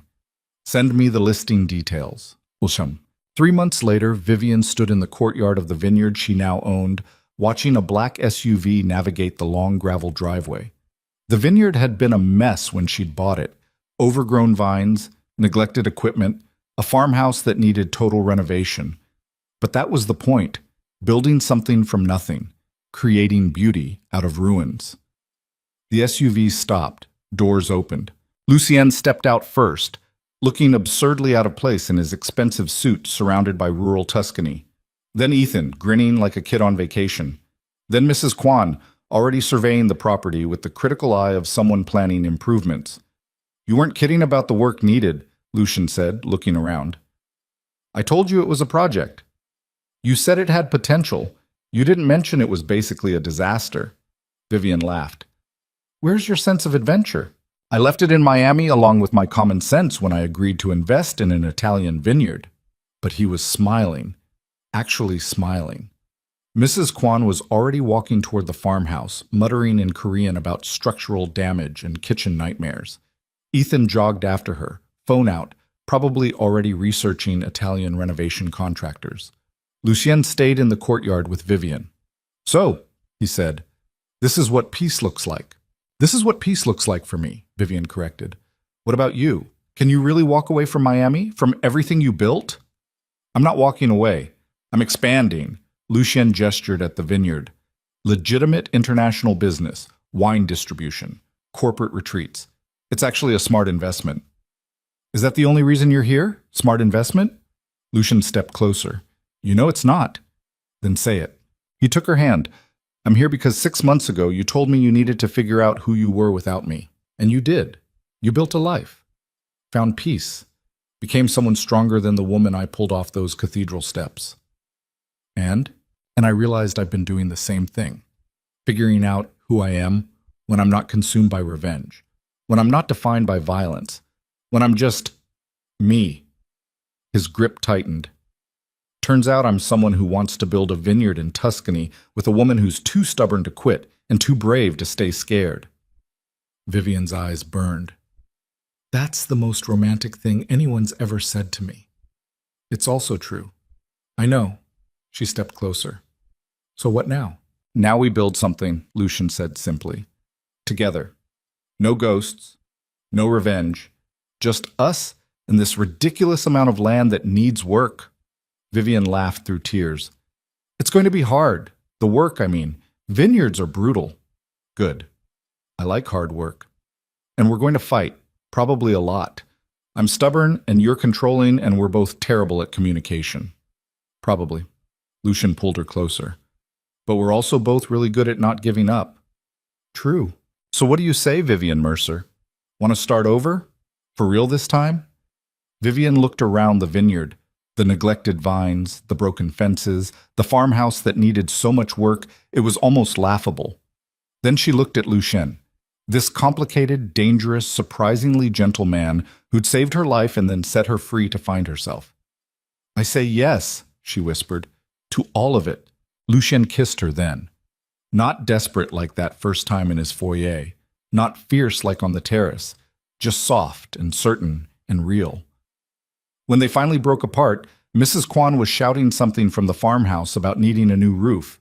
Ethan was laughing, and the Tuscan sun was setting across the valley in shades of gold and amber. Vivian had spent 26 years being someone else's daughter, someone else's fiancée, someone else's asset. But standing in this vineyard, surrounded by ruins, she was going to transform into something beautiful, with people who'd become family in the strangest way possible. For the first time in her life, Vivian Mercer was exactly who she wanted to be. And that was enough. Tuck. 5 years later. The vineyard had transformed. Where overgrown chaos had once reigned, now neat rows of healthy vines stretched across the hillside, heavy with grapes ready for harvest. The farmhouse had been completely renovated, modern inside but maintaining its rustic Italian exterior. The courtyard where Vivian first greeted Lucian now featured a fountain and dining area where they hosted harvest celebrations for the village. Vale Vineyards had become something special. Not the biggest operation in Tuscany, but respected. Their wines had started winning awards. Their retreat center was booked solid with companies seeking peaceful settings for executive meetings. And every autumn, they opened their doors for a festival that drew people from across the region. Vivian stood in the vineyard at sunrise, checking the grapes, and felt the kind of contentment that only came from building something real. Her hands were calloused from work, her skin tanned from sun. Her Italian was fluent now. She'd become someone she barely recognized from those cathedral steps, and she loved her. "Mom, Nonno says breakfast's ready." Vivian turned to see a small figure racing through the vines, dark hair, bright eyes, her daughter Elena, at 4 years old and completely fearless. Behind her walked Lucien, carrying their 1-year-old son Marco on his shoulders. Both of them were laughing at something Marco had babbled. "Careful on the hill," Vivian called. Elena ignored her completely and kept running. Vivian caught her in a hug, spinning her around while Elena shrieked with delight. "Nonno made pancakes," Elena announced importantly. "The American kind, with chocolate chips." "Did he now? He says we're spoiled, but then he gives us extra." Vivian laughed. Ethan had joined them in Tuscany 2 years ago after finishing law school, claiming he needed a break before starting his career. That break had turned permanent when he'd met a local woman named Sophia and fallen completely in love. Now he lived in the village, practiced law part-time, and spent his mornings spoiling his niece and nephew. They walked back to the farmhouse together, Lucien and Vivian, Elena running ahead, Marco reaching for grapes from his perch on Lucian's shoulders. Inside the kitchen was chaos. Mrs. Kwan was indeed making pancakes while arguing in a mix of Korean and Italian with Sophia about the proper way to prepare them. Ethan sat at the table, coffee in hand, grinning at the domestic warfare. "Your family's insane," he said when Vivian walked in. Says the man who moved to Italy to avoid responsibility. "I moved to Italy for love." Same thing. They ate breakfast together, all of them crowded around the big farmhouse table. Elena chattered about her upcoming birthday. Marco threw food from his high chair. Mrs. Kwan fussed over everyone. And Vivian sat in the middle of it all, feeling overwhelmingly grateful. After breakfast, while the others cleaned up, Lucien and Vivian walked out to the terrace. Their terrace now. With a view of rolling vineyards instead of Biscayne Bay, but somehow just as perfect. "Do you ever miss it?" Lucien asked quietly. "Miami. The old life." Vivian thought about it honestly. "Sometimes I miss the version of me who was brave enough to walk away from everything. But no, I don't miss the life. That was survival. This is living." "No regrets? About leaving Damien? Never. About exposing my father? Never. About running away to Italy and buying a broken vineyard?" She smiled. "Only on days when the tractor breaks down." Lucien laughed. He'd changed too over the past 5 years, still sharp, still dangerous when he needed to be, but softer around the edges, more willing to laugh, less haunted by the past. "I got an email yesterday," he said. From Rachel. Vivian looked up sharply. They'd stayed in contact with their lawyer team over the years, but rarely about anything serious. "What did she say?" "Antonio Torres died in prison. Heart attack. He was 63.